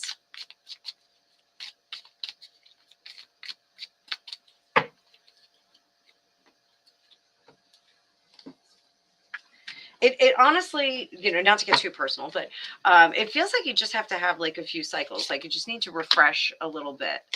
Yeah, just like it's like, yeah, and that's when we can get going. So it just feels like you need to just kind of refresh the housing unit, if you will, and then that we'll be able to get in there and proceed. The Five of Swords is working together using intellect. There's something about just kind of proceeding and kind of refreshing the system.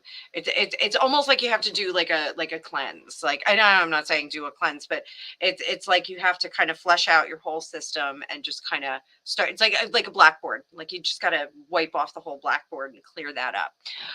So definitely little guy waiting in the wings, not quite ready to get here yet. Some cleaning, housekeeping that needs to be done. So just, I'd ask a doctor about that. Just be like, hey, is everything, is the runway clear for getting this going? And I'm dropping my cards all over the place again. Sloppiest shuffle in the Northeast. I got to get a better chair. This chair is crazy. So let's see about engagement. See what we got for engagement.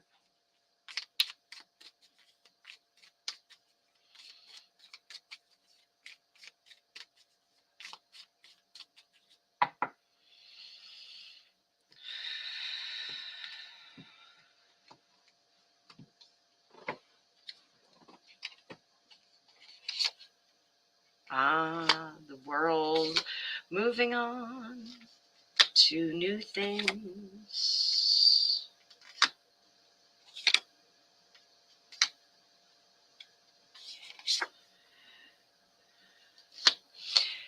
So first, I'm going to tell you, Nine of Swords, don't fret over this, okay? Because I don't know if you see this King of Cups at the end. You need to focus on this guy. Okay, with the champagne and cute little house dress. She looks like Barbie. Oh my God, the dress is adorable. If you can see it, I don't know if you can see it. It's so cute. Look at how cute they are. Um, it's after much anxiety and a kind of wringing of your hands that this happy bells will be ringing kind of thing. So there are, when we have the world is the last card in the major arcana, and that is a changing of the guard, a leveling up, getting more XP and moving on to the next level. So that is something that needs to be done. And then there's this working together with the Five of Wands. That's cooperation, developing a new world. Now you're going to have some difficulties there. You guys are going to disagree about the end game and about some particulars about your life together, but don't worry about it. You're going to fight, and then everything's going to work out. So this is a very garden variety complexity of putting two adult lives together. So I wouldn't worry about that. I do see that on the current path, we're going to have some trouble, but we're going to have some happy stuff at the end of it. So hopefully we're going to see a wedding coming, or an engagement, at least a little sparkly on your finger. So I hope that helped. I hope you enjoyed that. So that was a bit of information there. So yes, serendipity. I love that star deck too. And Janet, everything froze. Marnie, are you back with us?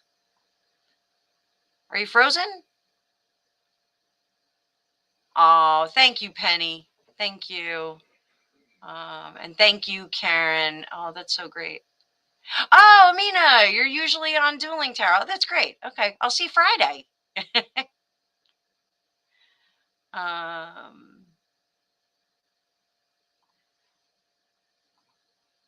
Oh, getting graveyard dreams. Really? That's kind of heavy, Celtic. Let me look it up real quick. So I've a dream decoder on my phone. Why wouldn't I?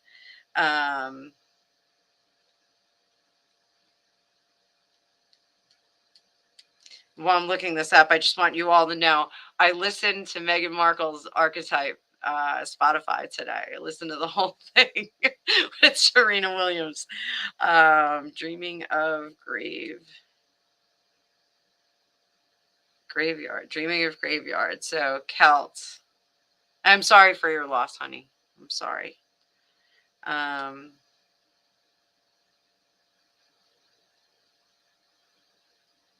Oh, my internet is super, super slow.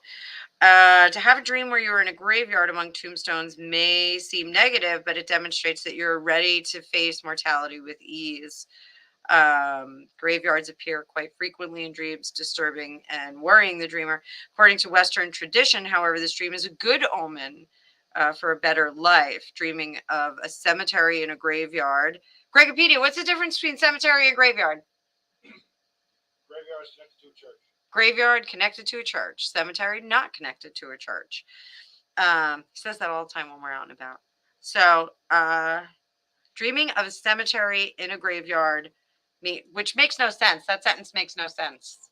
Cemetery in a graveyard? That's what it says. Is where the dead people are. Well, this says dreaming of a cemetery in a graveyard means your future will be good and many of your wishes will come true. So it's impossible.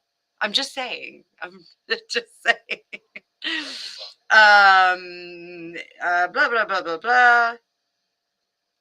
Positive changes are afoot if you visited a loved one in the graveyard, a friend or a loved one accompanied you to the graveyard cemetery. You had a pleasant experience, and the graveyard was peaceful and serene. So very neat. I love dream interpretation. I think dream interpretation is really, really fun. And I think it's very interesting. We had one of my aunts had dreamt of a soldier, and when she got up, she looked up the meaning. This was years ago, way back in the 80s. She looked it up, and it said if you dream of a soldier, a bird will die. And when she went out on the porch, her bird was dead. Crazy. It was like a little parakeet, like a little yellow budgie. So he was cute though. So all right, let's see that.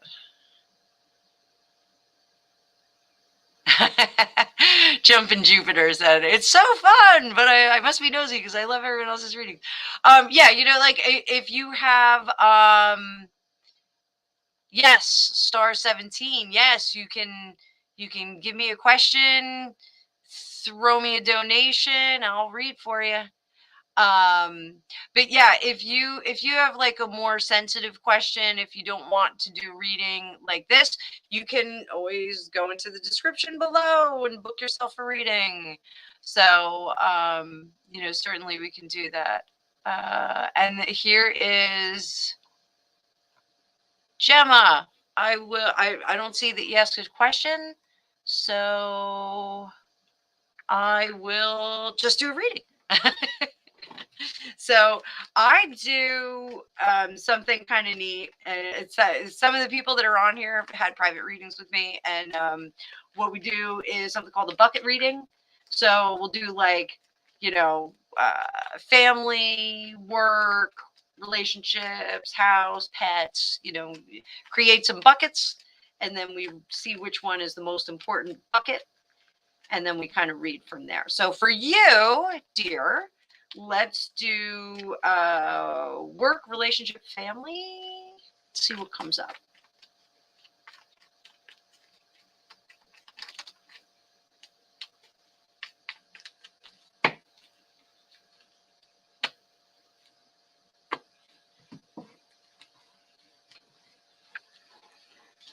We got work, relationship, family.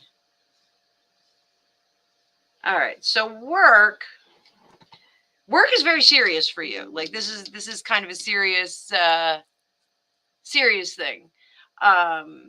Relationship is complicated. There's a lot of differences of opinion, complications there, and then family. There's some new beginnings here and working together. So not one of these really jump. I mean, typically if it's major arcana, that's the one we need to focus on.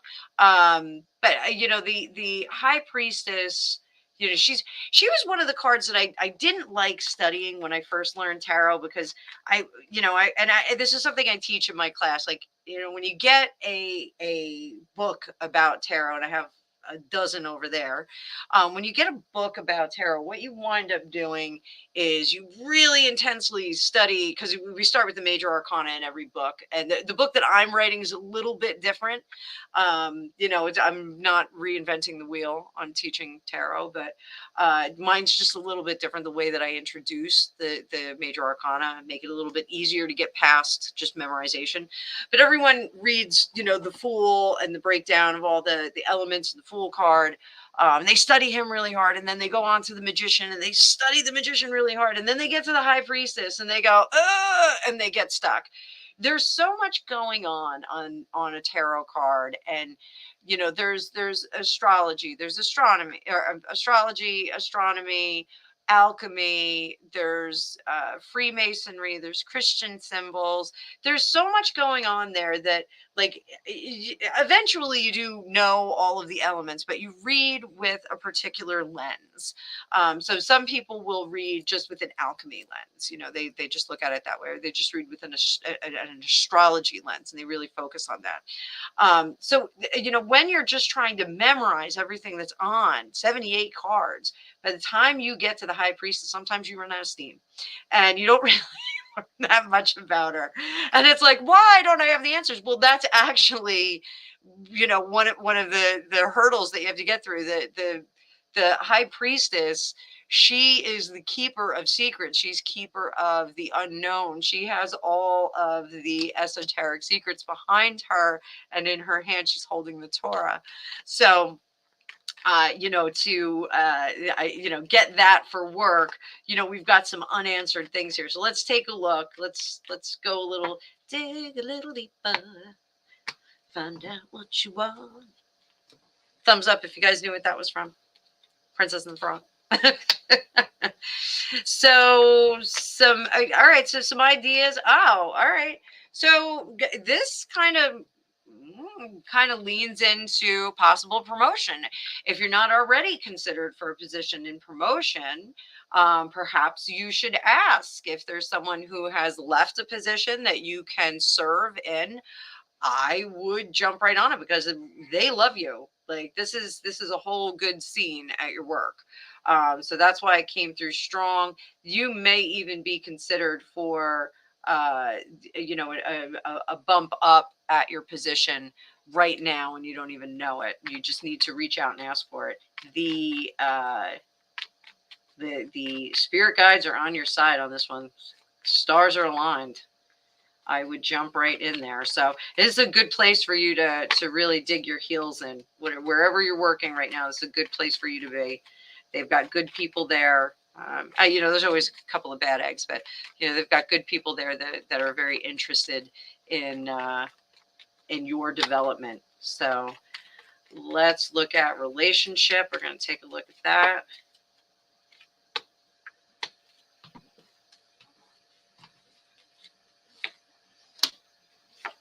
And guarded. Very, very guarded. If you're not in a relationship, you don't really see the value of it because it seems like it's more trouble than it's worth.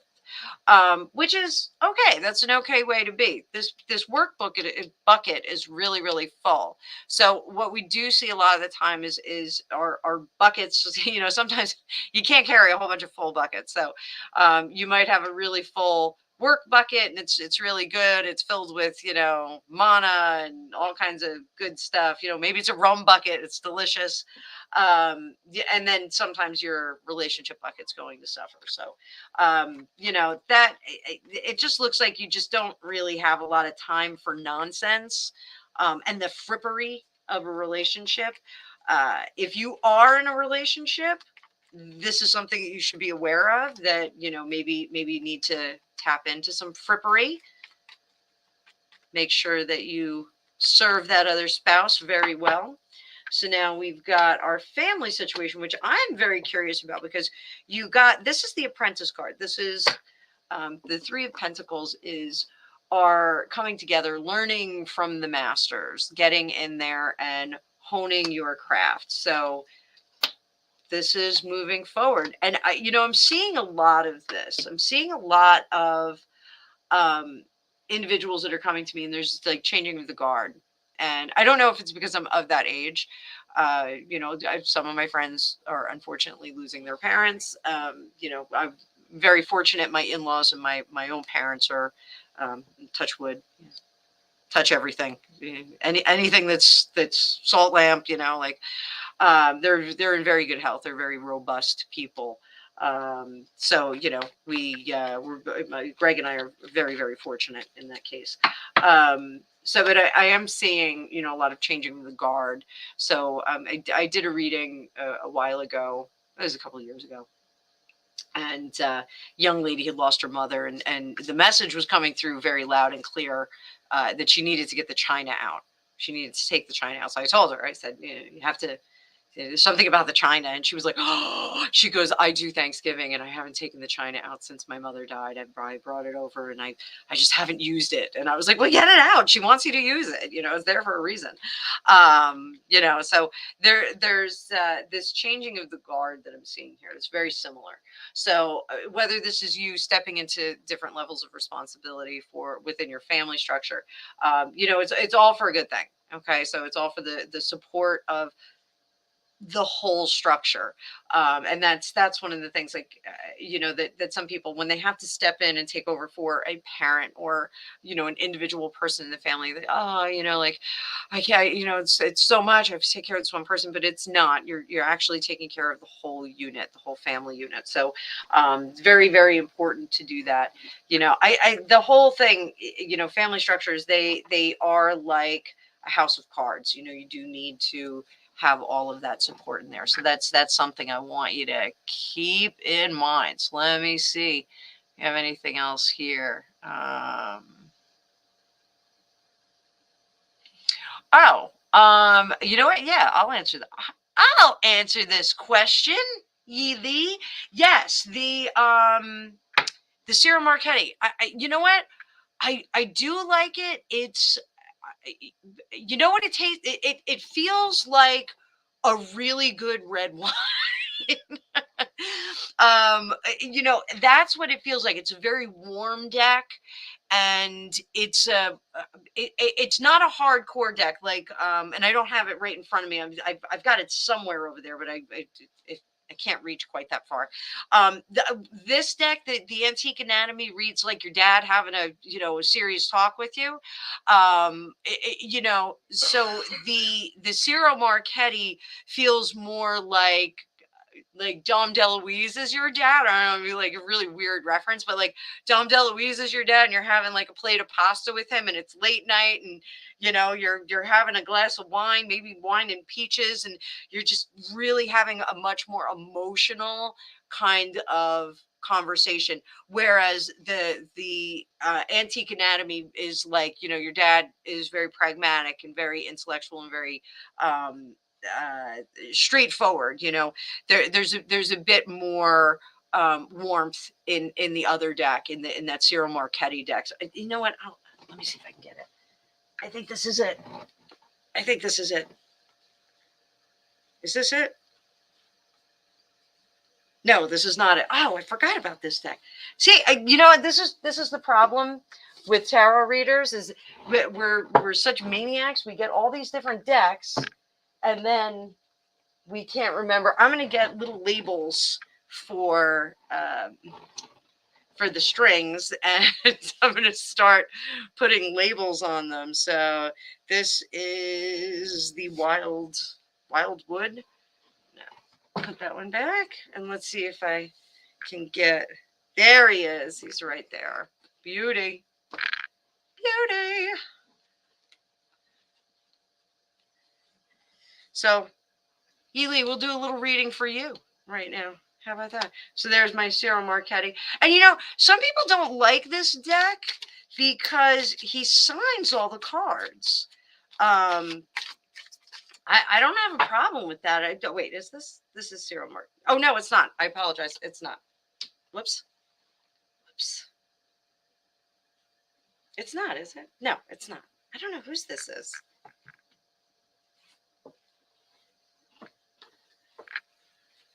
Hang on. Stick with me, people. I'm not going anywhere. This is roses. Maybe that is Ciro Marchetti. Is it? I thought it had gold edges.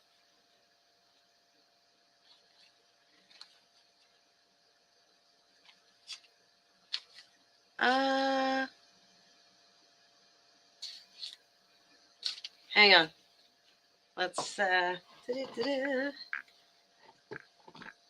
gonna look this up. You guys are super patient. I hope you're enjoying this. Ciro Marchetti.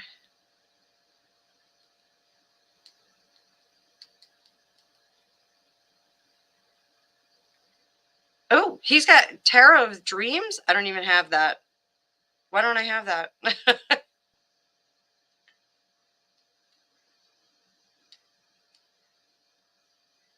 Oh, this is Deluxe Tarot.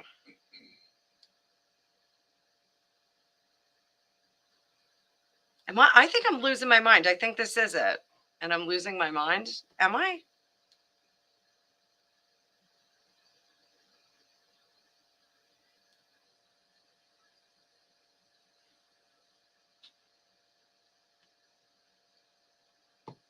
I don't know, but definitely reads well. I think we're gonna skip.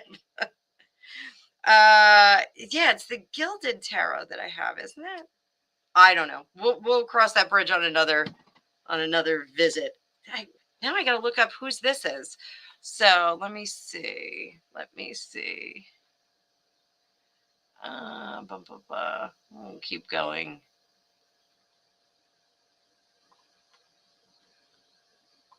All right. And Iva. Yes, let's see if we. See, this is what I get for having 8,000 decks. So, love coming your way. What deck are we going to use?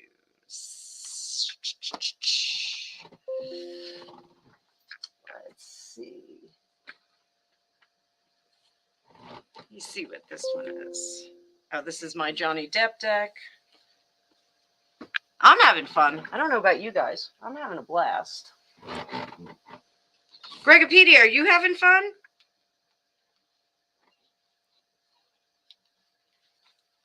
Gregopedia is not answering. I give a thumbs up. Oh, it was a thumbs up?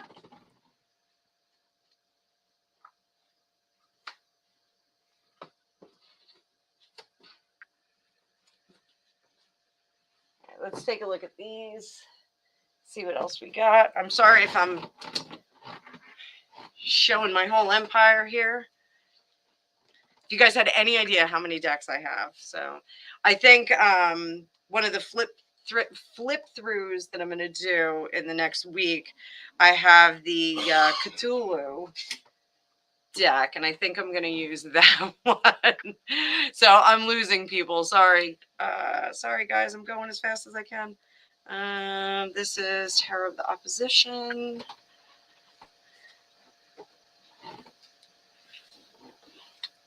And yeah, I don't think that's the Cyril Marchetti deck, but at any rate, all right, so let's look.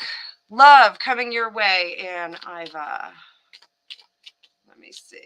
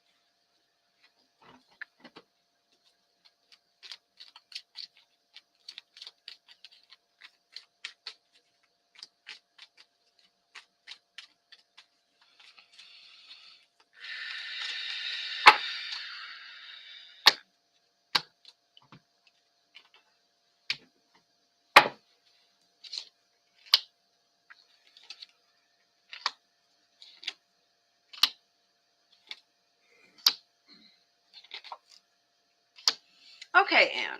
So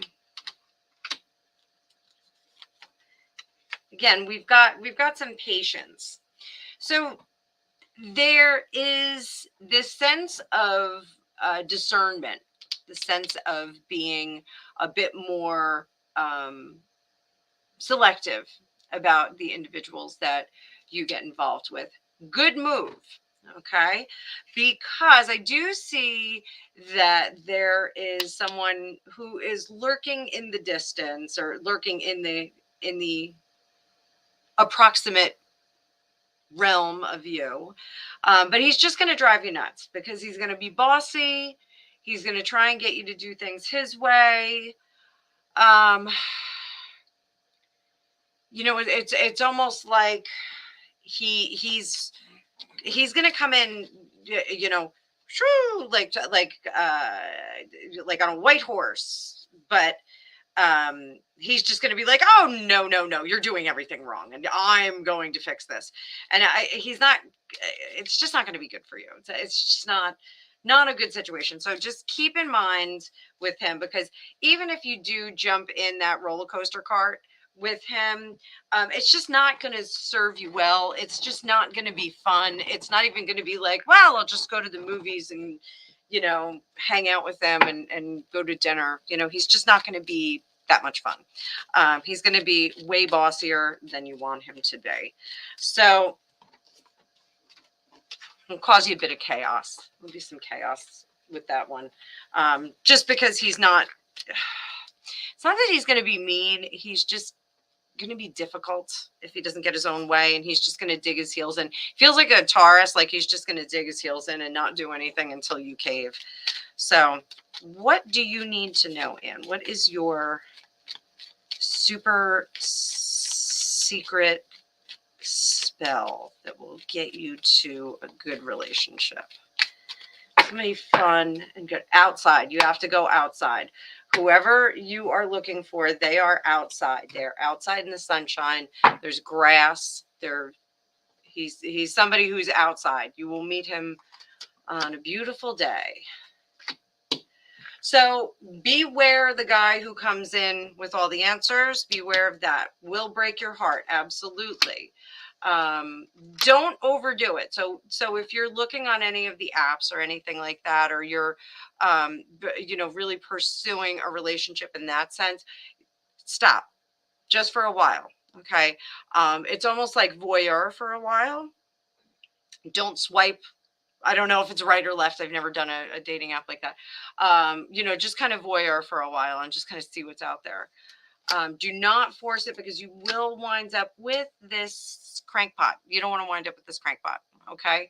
Right now, I was talking earlier about, sometimes we plant crops and we have to wait until that crop goes, and then we have to rotate it, and it's all about the enrichment of the soil. So right now, any of these, your soil is kind of ripe to have somebody come in and not give you an optimal experience. So just keep that in mind. And there's that King of Wands in reverse, and he's going to masquerade as the knight in shining armor with so much love in his heart.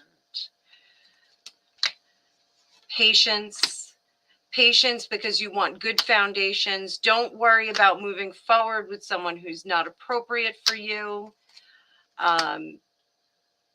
Just patience. There's somebody in the future. There we go. There he is. Okay.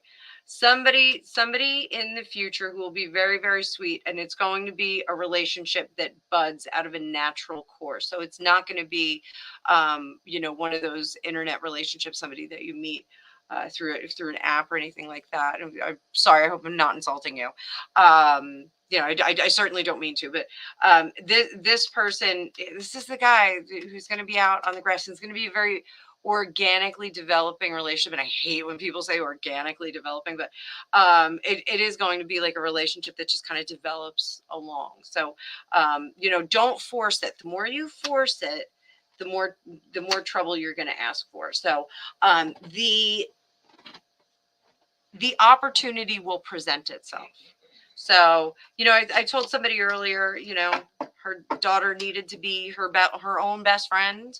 That sometimes is really good advice. The universe throws us what we need at that moment. They don't present us with, things that will not serve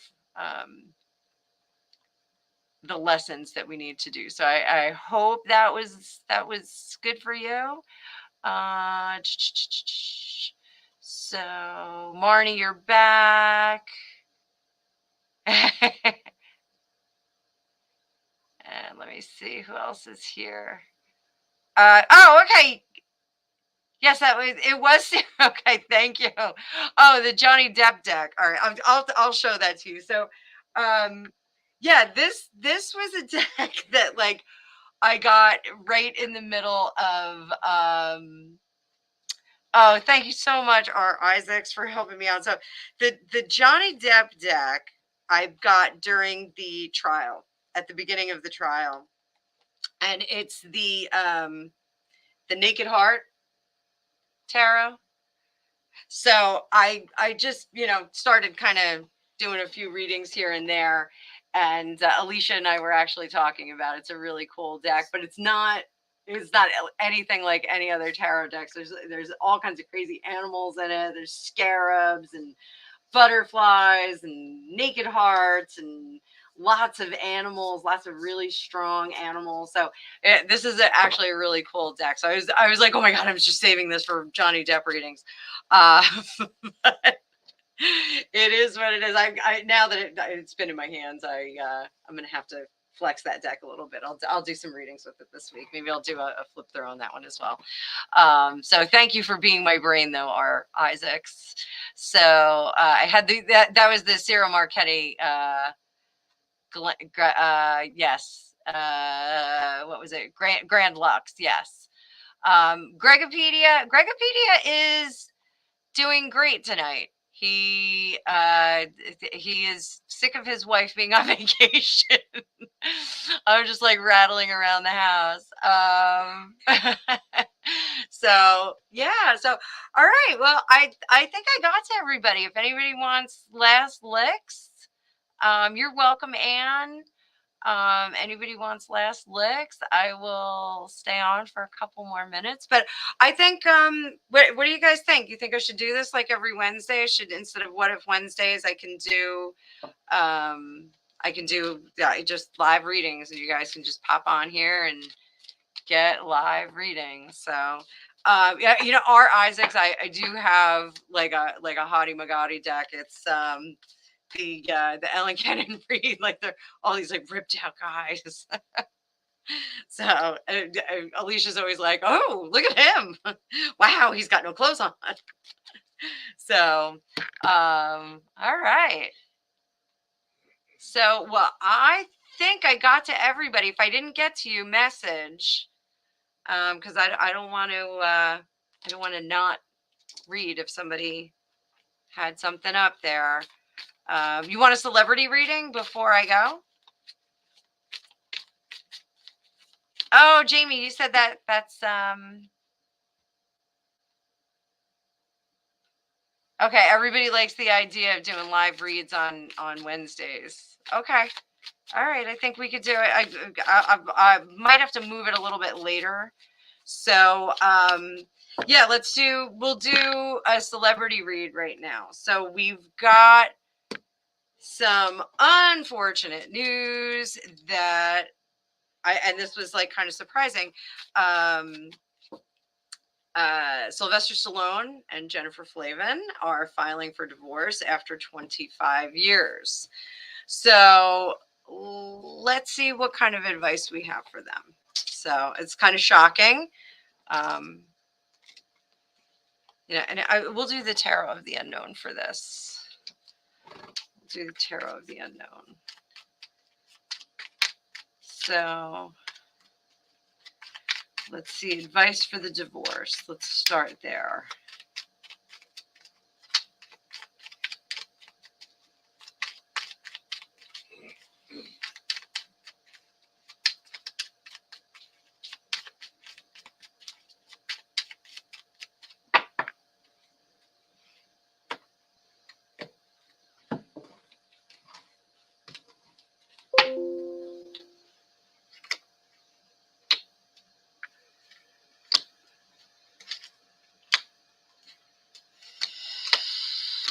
Okay, so they've got to get real comfortable with changing circumstances. Okay, so any of us that have been divorced know that immediately divorce is not, and it's so funny because like I have some girlfriends that have asked me, oh, like how did you go about? Like we had a neighbor who had asked me about this. She was like, how did you leave your ex-husband? I was like, broke and overburdened.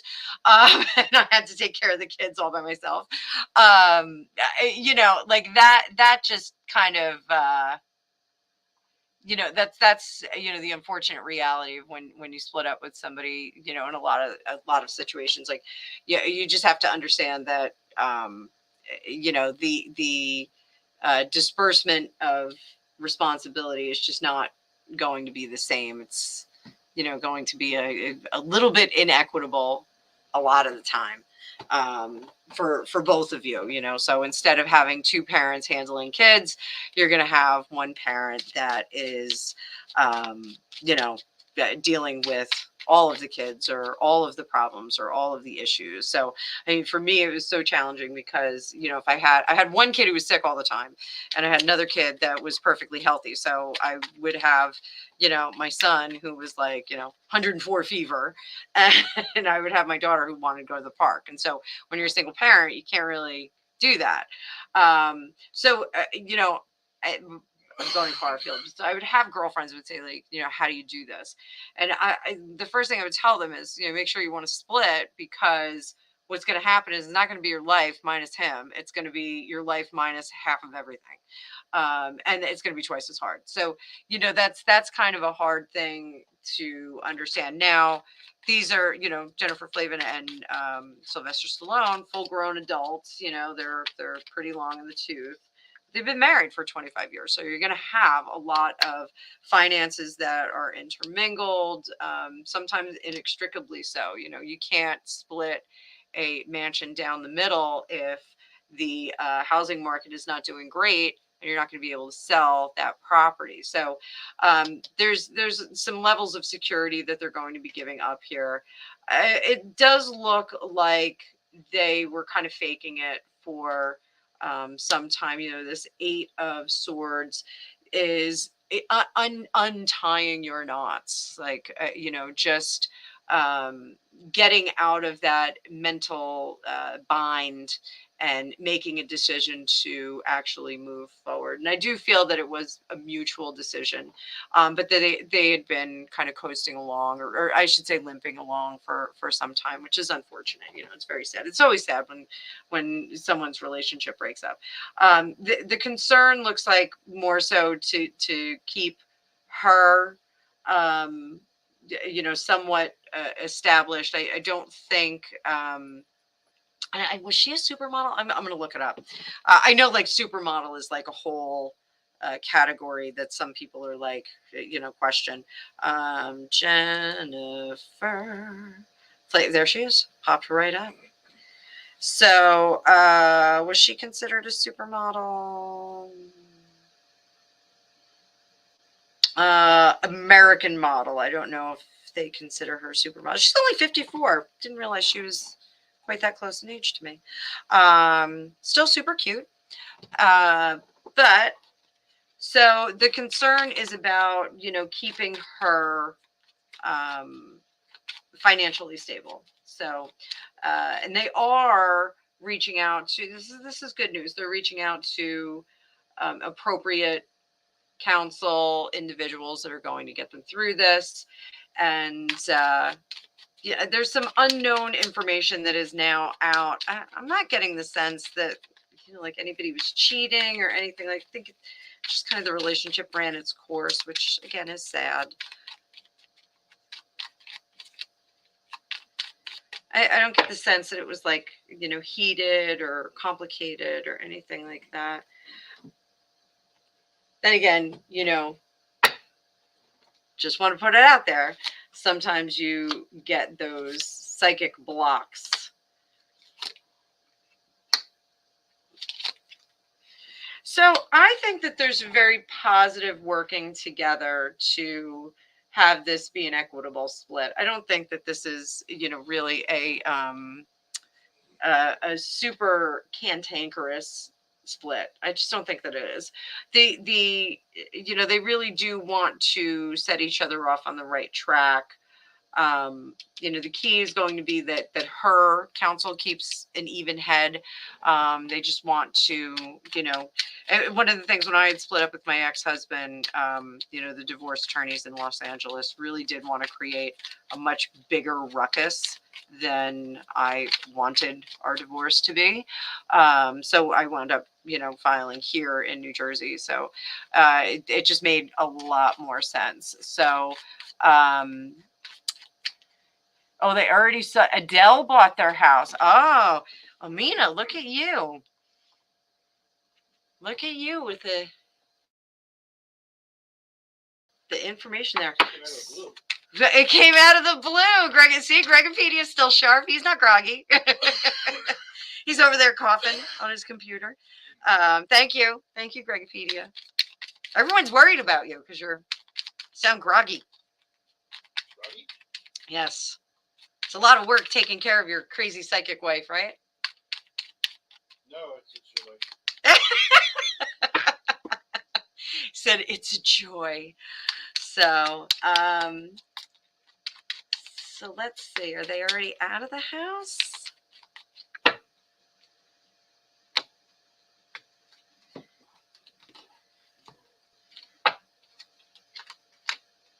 Yeah, that's done. That's yeah. It's just a matter of kind of going to their separate corners. So that's unfortunate. So let's look at Sylvester Stallone. Was he from Philly? He was from Philly, right? Not New York. Rocky was from Philly. So where was Sylvester Stallone from? Was he from New York or Philly?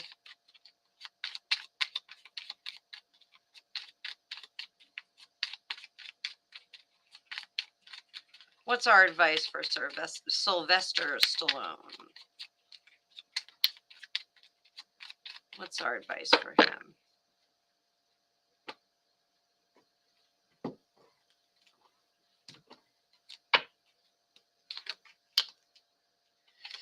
Aha! Born in Hell's Kitchen.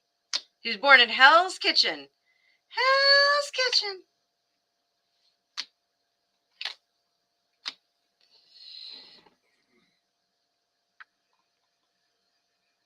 $35 million. Wow.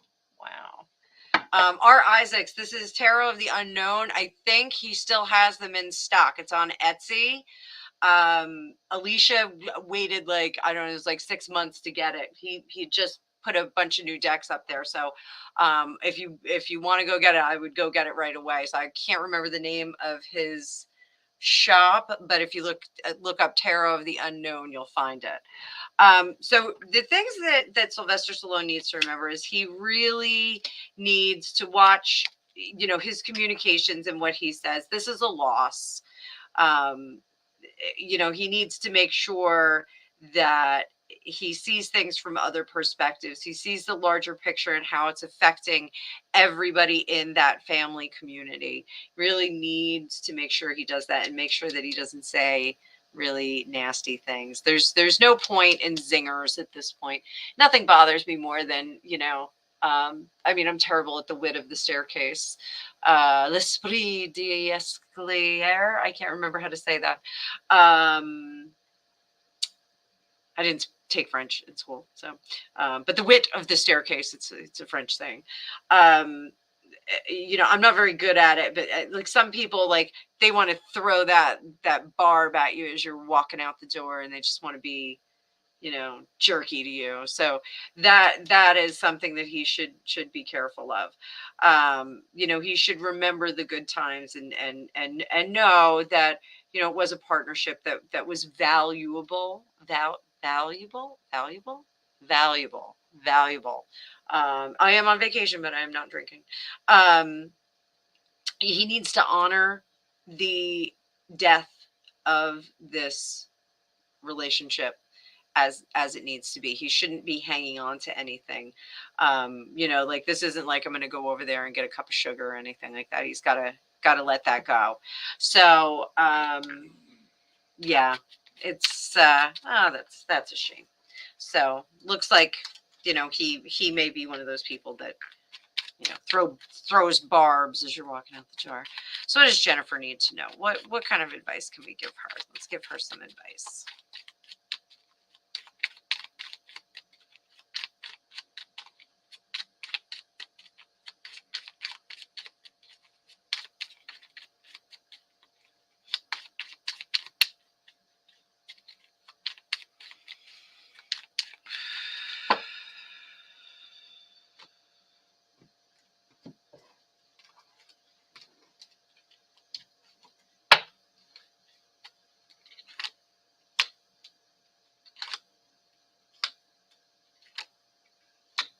Oh.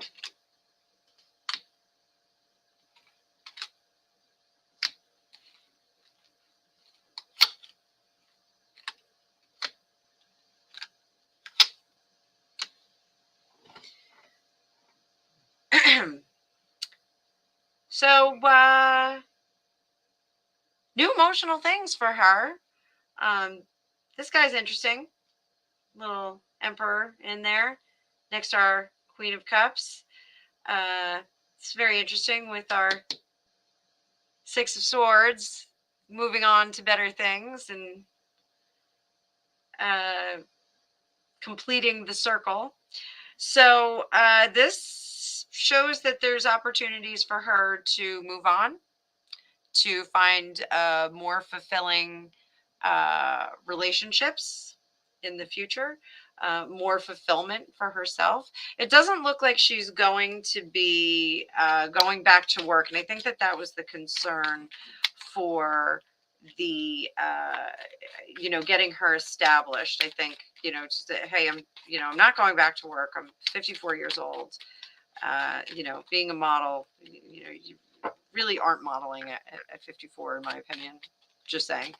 But that was kind of the concern. But it looks like she'll be moving on to bigger and better things. So that is fairly interesting. So okay.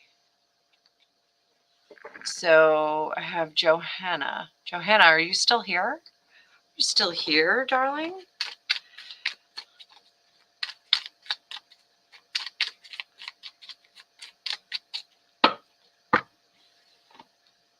Johanna. I will give you a reading, my darling.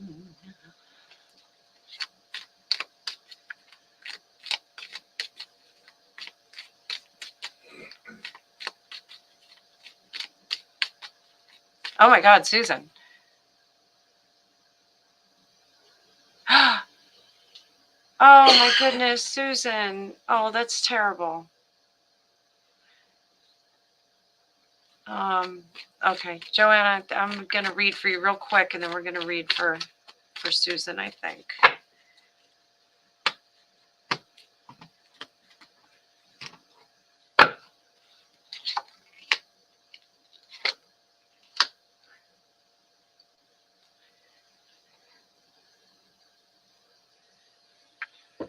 Okay, you know what, Joanna, I'm sorry because we had kind of an intense thing come through. So, and Amina, you hang in there too, honey. So, oh my goodness.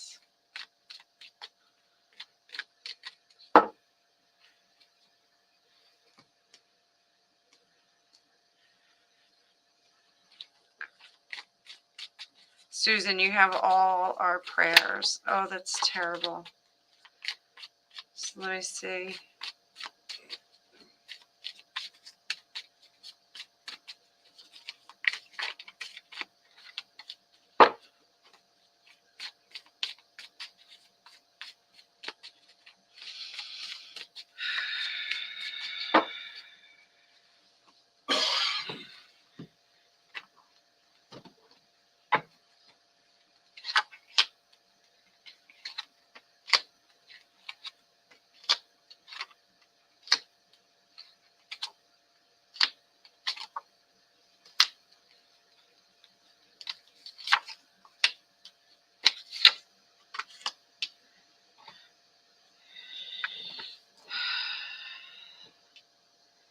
Okay.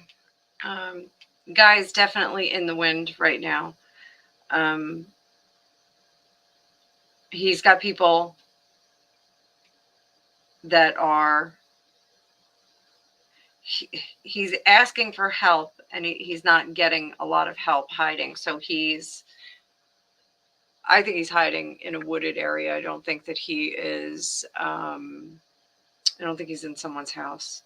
I think he's been cast out. He's trying to figure out who will take him in. He's got a lot of tricks up his sleeves. He's got a lot of cash on him, and he can get like hotel rooms and things like that. Like he can stay at motels, but he's definitely in the wind. He's not getting a lot of help because he's not a super likable guy. It's not just because of the circumstances. He's not really telling anybody about the circumstances. We're gonna find him out. There's a woman involved that may rat him out, that may turn him in after he leaves.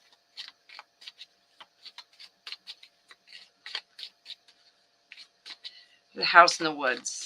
It's definitely house in the woods. He's holed up there.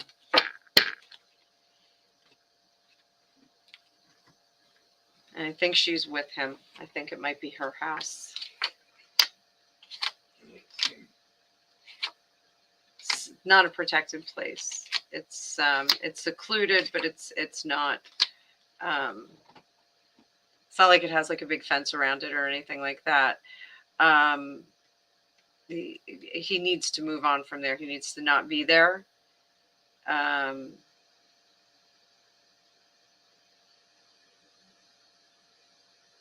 He's trying to keep himself safe. It's a very frantic thought process. I'm going to tap into the police, see what they're doing, see if they're on the right path.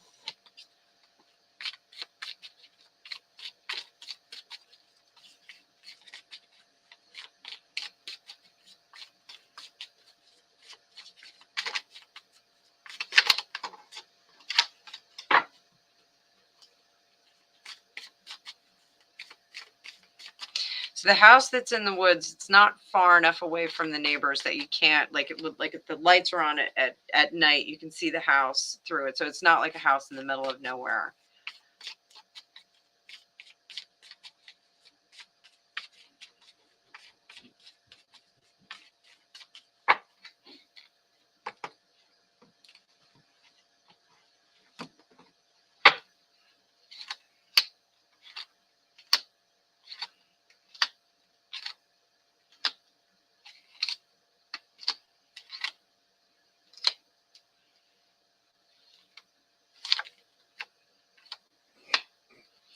Police are not asking the right people. They're going in the wrong direction. They need to ask different characters about his different places that he can go.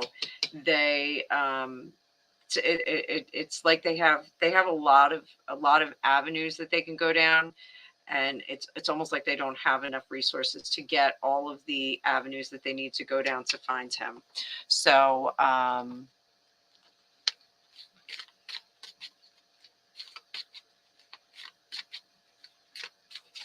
so there we go. Are they going to figure it out? They're going to figure it out.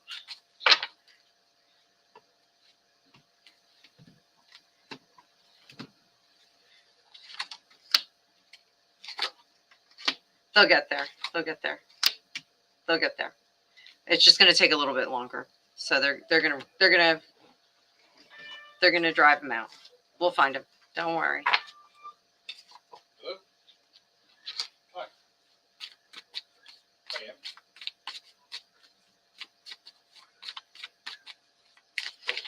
am. Okay.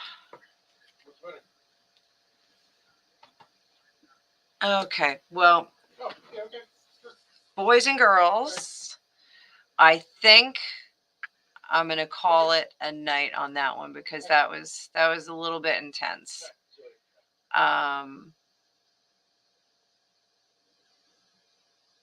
Yeah, his poor mother. Oh, that's terrible.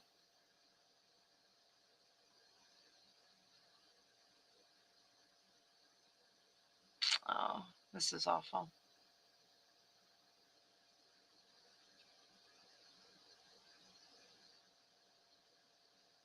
Oh.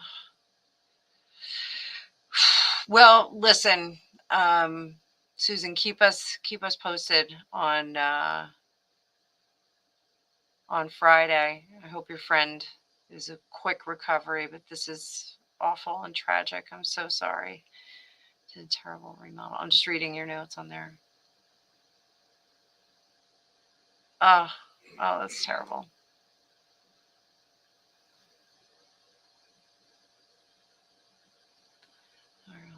He's now turned himself in. Okay. All right. Well, okay, everybody. That was a heavy way to end tonight, but nonetheless, if you guys would like to have a longer reading or a private reading, message down below.